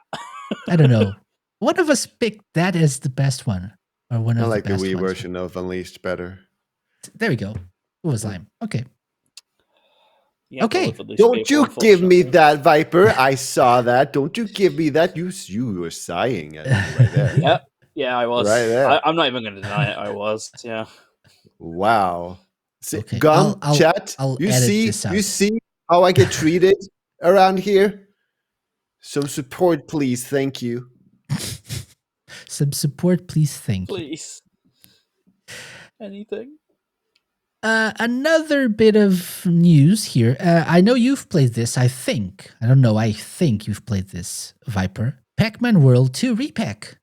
I have played this. Have you played the Sonic content? I have. Oh, because it's now available and people can experience that now, right? We talked about this before. So any thoughts you want to share briefly? It's a very polarizing DLC to a lot of people. I enjoyed it a lot, though, because I'm a big Sonic fan. I'm a decent fan of Pac-Man World, so it was just a crossover I never would have expected to see. It's a lot of dumb fun. The level design's a bit weird. I don't know if you can quite see it from this footage, but Pac-Man feels tiny in comparison to the location.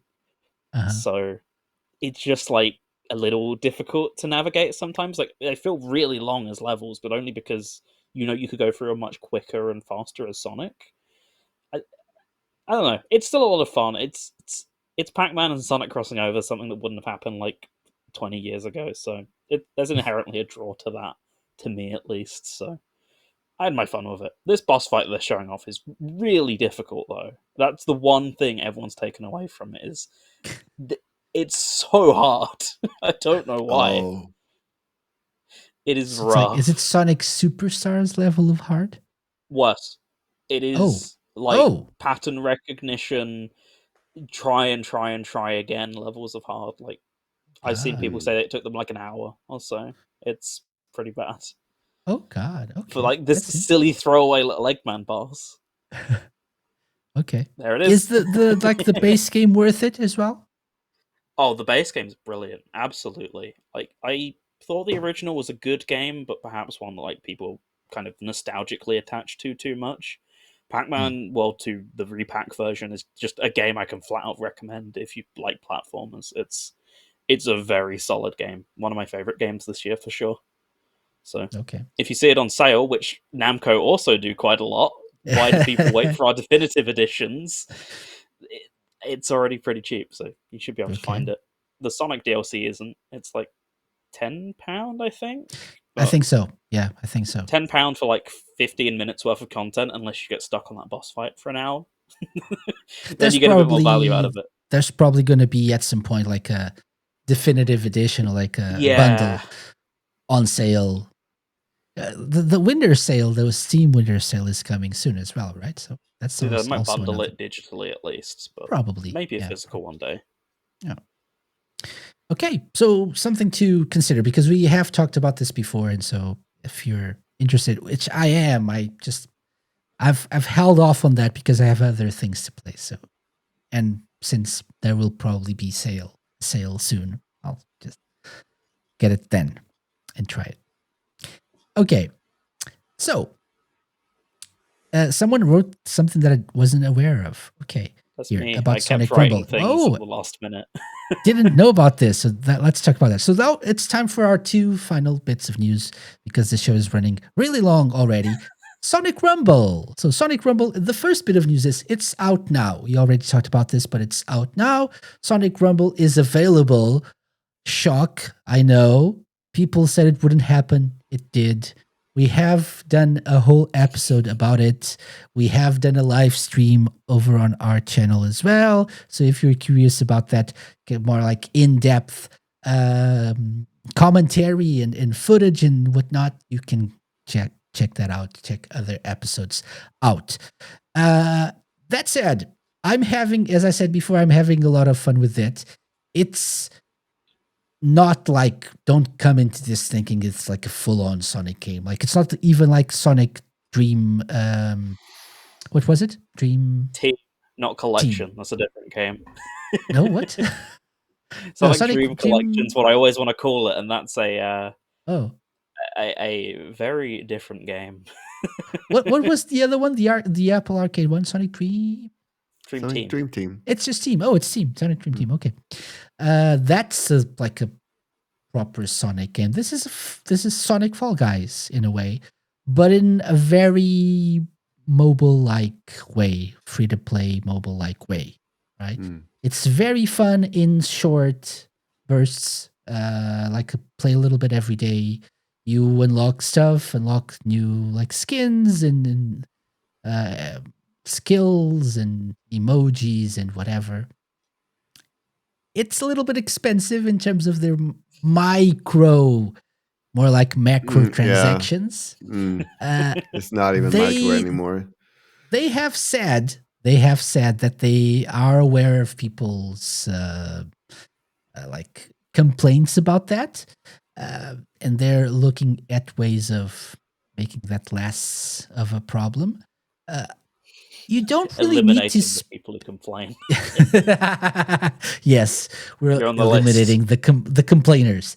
But I haven't spent any money on it, and I've been having fun, so no problem for me whatsoever. I've like probably collected like 500-600 red rings. I've bought stuff with those rings. I've bought stuff with the normal rings, with like the 10 different types of collectibles that you can collect, that are not really that well explained when you start playing. But that said, after 3 weeks, I guess 3 weeks, I guess so. It's been about that, yeah, of playing every day. No real complaints for me. Really fun game, and there's always like crossover events and stuff like Sonic 3 movie. There's one now for Shadow's 20th anniversary as well. You have like these big team battles against Shadow, against BioLizard, against Death Queen, that well-known Sonic character. Beloved character. Well beloved. That said, the biggest thing, the most amazing thing about this game is the music. It's the soundtrack. Yeah. It's amazing. So definitely worth playing just for that. When I hadn't heard like the soundtrack, the full thing before. And last week's event was the BioLizard battle. Oh, I was like, what is this? So good. This is so good. The BioLizard remix is amazing. So that's already a fan favorite I'm hearing for Song of the Year on RS. So make that what you will. Definitely a good one. A very, very good one. Definitely check that out if you want. And apparently, Viper, you just wrote Tangle and Whisper are coming to Sonic Rumble tomorrow. I didn't know that. Yes, okay. I found out about like half an hour before the show, so I don't have too many details myself. I just saw an image that was like Tangle and Whisper coming tomorrow. I can't elaborate much further.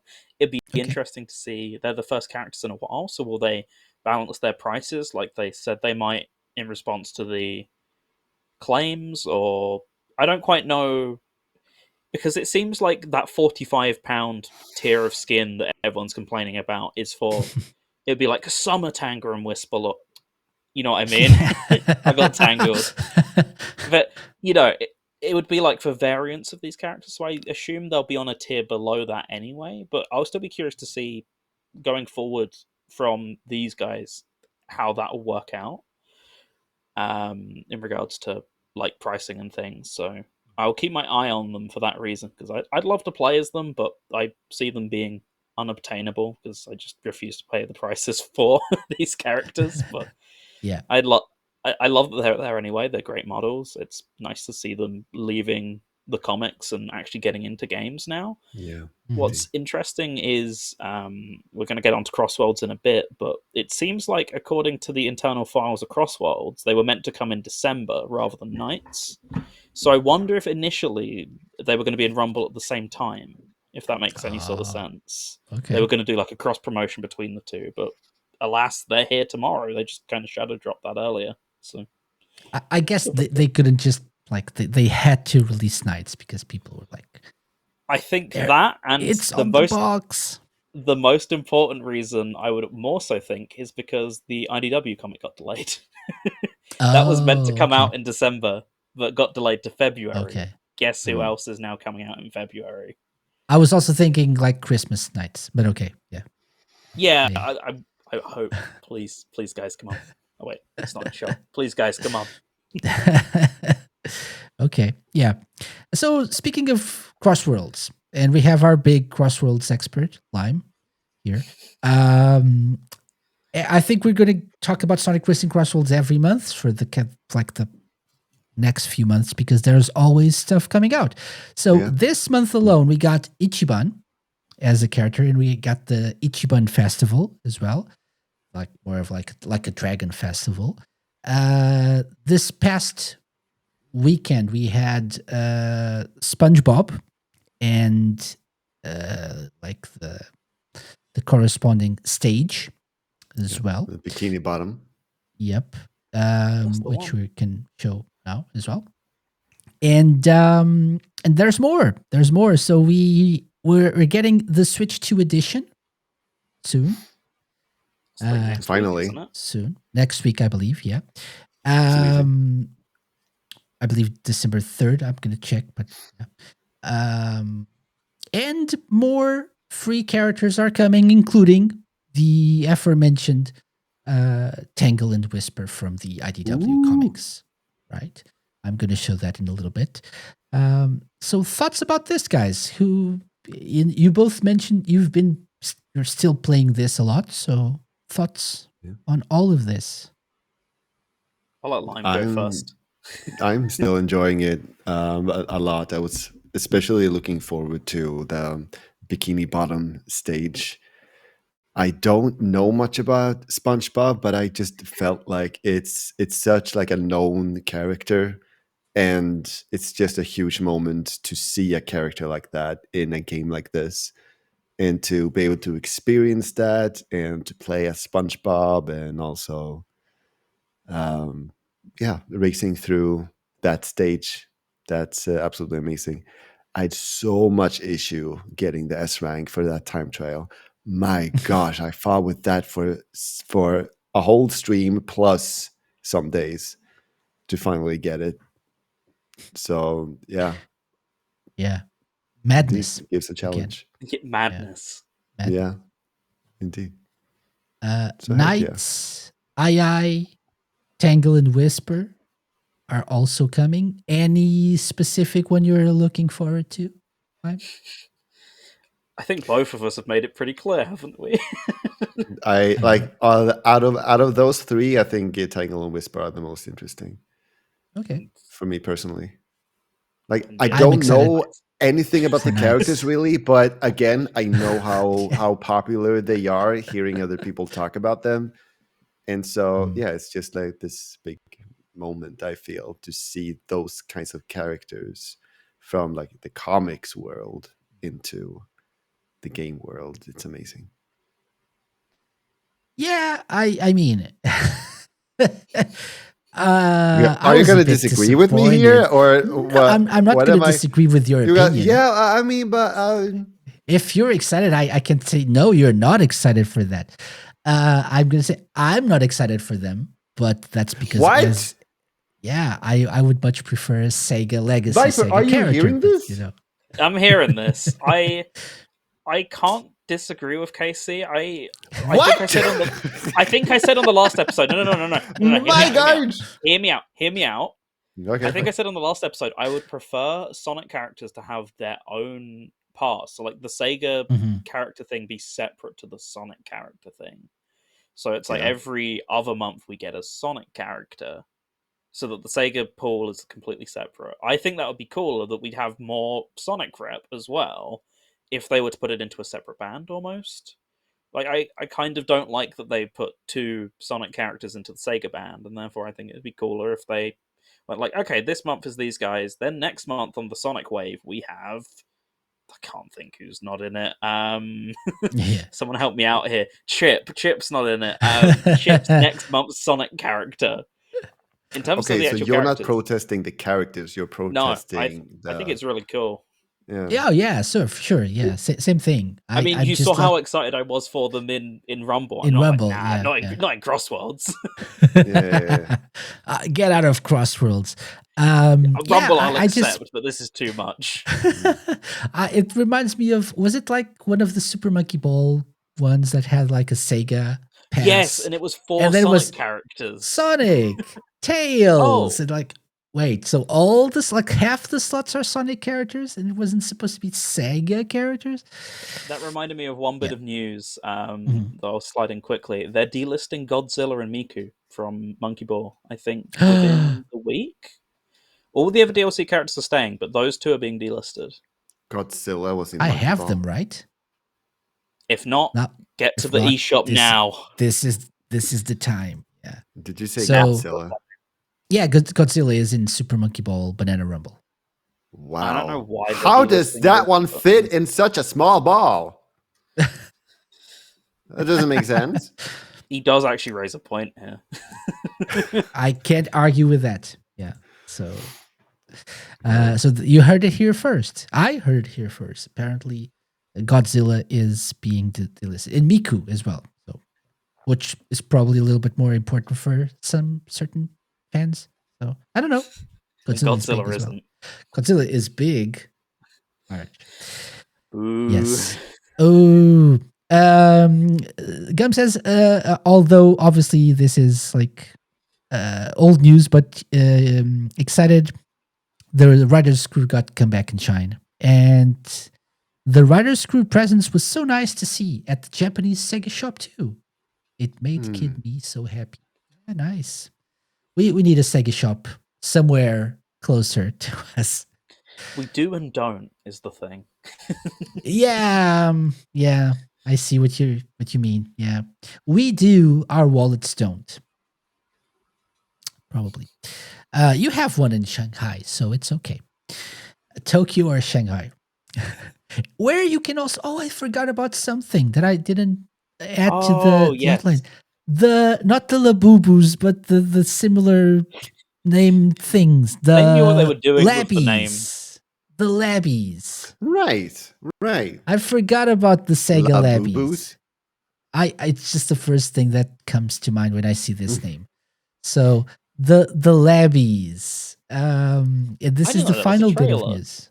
There is a trailer. I posted this in the it's actually Skill Jim did. It's like they're being created in the lab. So they're lab babies, I think. They're labbies, I guess. And so something goes horribly wrong while the bear scientists are playing Sonic the Hedgehog, and the Sega labbies are born. So they're basically teddy bears that look like Sega characters, like Kiryu, like Joker from Persona 5, and Sonic. Available at the Sega Store Tokyo. And even Linus Tech Tips is like confused by the Sega Labbies. Watch the video version if you don't get all the references. The Sega Labbies. So I don't see us getting this anytime soon, but these would be amazing. Yeah. Hey, Lewis. Welcome. Awake with a gross cold. Oh, sorry to hear about that. Hope you get better soon. They look less like Labubus, more like Build-A-Bear. I don't know why they Labbies were the best name they could come up with. Because it sounds like a popular brand name and people might get confused. I would. Yeah. Was the first thing I thought. I don't know. I would love to get a Labbie. A Sega Labbie. I want all of them.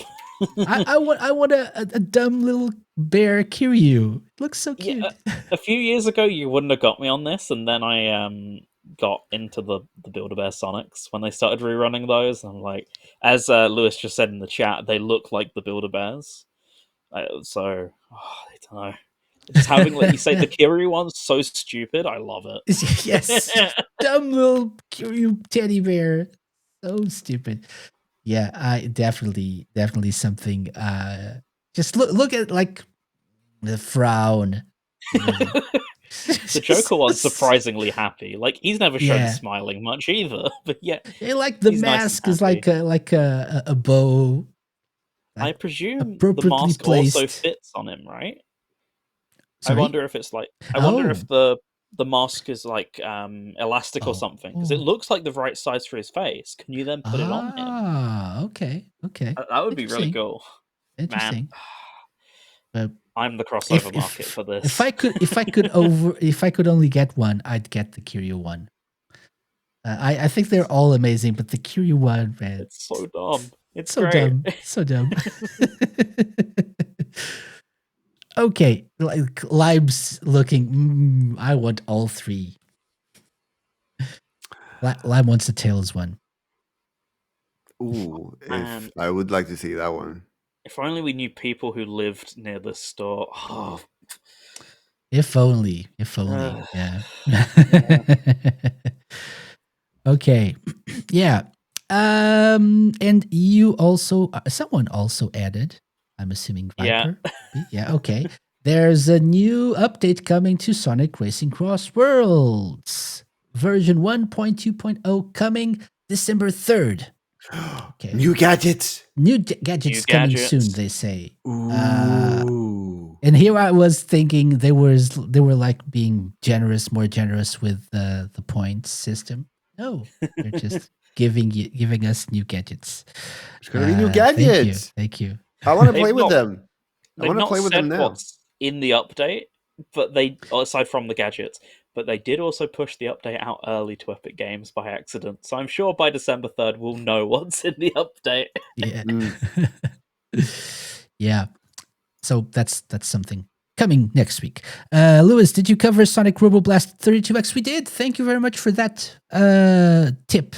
Yeah, we actually covered that, and I actually credited you. Sorry I didn't reply to your DM, but because it was a really busy day. It was really, really busy day, but we managed to squeeze that in earlier. So thank you very much. We're going to link that in the show notes. Right. So, guys, that's the news for November 2025. This is already running a little bit longer than I hoped. But, yeah, thank you for joining me. It's another news roundup in the books. If you're curious about what happened in October, in September, August, whatever, just go back and listen to all the previous episodes with our ramblings about Sega news. And now it's everyone's favorite part of the show, where you can share where people can find you. Let's start with Lime Reversed. You can find me at Lime Reversed on Blue Sky. You can find me on Instagram, mostly on Twitch, and I'm also working a little bit more on the YouTube right now as well. So Lime Reversed on all of those places. Sorry? Checking those stats. Yes, indeed. Right now on stream, I am trying to S-rank all of the stages in Sonic Racing CrossWorlds. So I have done the Sonic Speed once. So now I am on Supersonic Speed, and we have a few left there. So yeah, if you want to join me on the journey, give me a follow over there. #Lime Madness. That's amazing, though. It's really amazing. Thank you for sharing. Well, thank you. Mr. Green Viper 8. Oh, it's me. You can catch me on @thegreenviper8.lol on Blue Sky. I say it first every time because people seem to really enjoy it. Yes. Aside from that, I'm pretty active on Twitch. Also @thegreenviper8. We talked about it at the beginning of the show. Just finished off Sonic Boom Fire and Ice, and I also talked about it during the show, coincidentally, but on Monday going to be starting Yakuza, as in the first one, for the PS2, sorry. Including the god-awful English dub, so if you want to catch that, then... With Mark Hamill, though. Mark Hamill and so many other celebrities who seem to have completely forgotten they ever did this game. But that's on Monday. Follow me there. Otherwise, next live here on Radio Sega, if that's where you're listening. RadioSega.net, Fridays at 7 p.m. UK time. Pick and mix. Once again, more Sonic Boom, as I'm going to talk about my thoughts on them. So, Shatter Crystal and Fire and Ice. So, join me for that. Okay, excellent. I was just I just got the Gum shared some pics from her pickups from the Sega store Tokyo, and we have Jet, Oh, this is one of the decals in the game. This is the esports team, I believe. Yeah, Jet Cross Otsuichi. Yeah. This is one. And the other one is this. I like these. Yeah. This that's one very cool. Pretty cool. Yeah. If you're curious about what Gum picked up in Sega Shop in Tokyo, watch the video version of the show. And I can see there's a bigger Jet figure over there. I think that's just the Jack Pacific one, probably, right? Probably. I also have that candle holder. I have two, actually. I have one. Right here. Just like the glass thingy. Because I actually won one from a Sega Shop Twitter compo some time ago. But then when they shipped it to me, the old one, the holder, the plastic holder or whatever broke in the mail, and so I complained, and they sent me another one, and that one's okay. So I got two glass cups, I guess. Holders, I don't have Jet, holders, whatever. It's big. Yeah, is my Jack's big? Oh wait, okay. Wait, let's. No. This one. Go. This is Lime. This is Viper. Okay. There he is. He's a unit. He's huge. Yeah. Excellent. Okay. Yeah. So thank you guys. Thank you very much. As for myself and for the Sega Lounge, I'm really excited because I always get excited this time of year because we're really close to the end of the season, and it's when I get like not because of that, but because like I get to sometimes like squeeze in crazy ideas that I had throughout the year that I wasn't able to take action on. And so next week, if all goes well, we're going to talk about, this is probably a niche episode, but I don't care. We're going to talk about Football Manager 2026. So I've been meaning to have like a Football Manager episode, and I'm going to finally do one of those. And then the week after, again, if all goes well, we're going to celebrate the 20th anniversary of Sonic Rush. And then we're going to do a couple of crazy things for the rest, for the last two episodes of the season. So stay tuned for that. I'm probably going to be streaming Sonic Rush as well at some point before the episode goes live. Because I want to do it, because I've been meaning to do it to celebrate the 20th anniversary of Sonic Rush. So maybe I'm going to race Slime reversed in Sonic Rush. Maybe. Who knows? It could be fun. Haven't talked. Just maybe. I wanted to mention something else before we go. I was on the Dreamcast Junkyard's Dream Pod for the first time, so it's a big honor.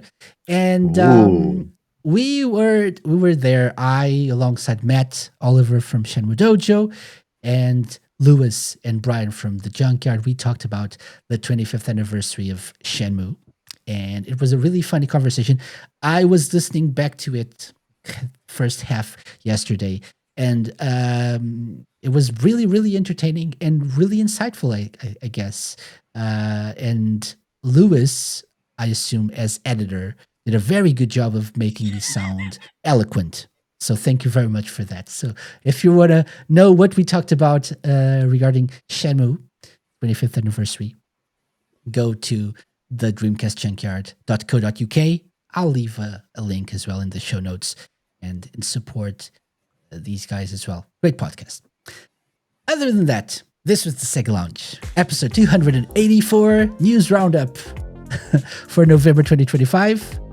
Thank you guys for joining me. Thank you. Thank you, everyone who listened or watched this show. We'll be back next week. Bye-bye. Bye. The Sega Lounge, hosted by me, KC, a Mixout Productions podcast and part of Radio Sega's network of live shows and podcasts. Theme song and incidental music by OSC. Got any suggestions? Drop me an email to podcast@thesegalounge.com.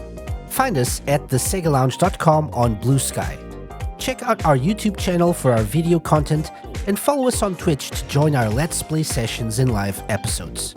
You can find previous episodes of the show by going to thesegalounge.com, on the TerraPlayer app, and wherever you listen to podcasts.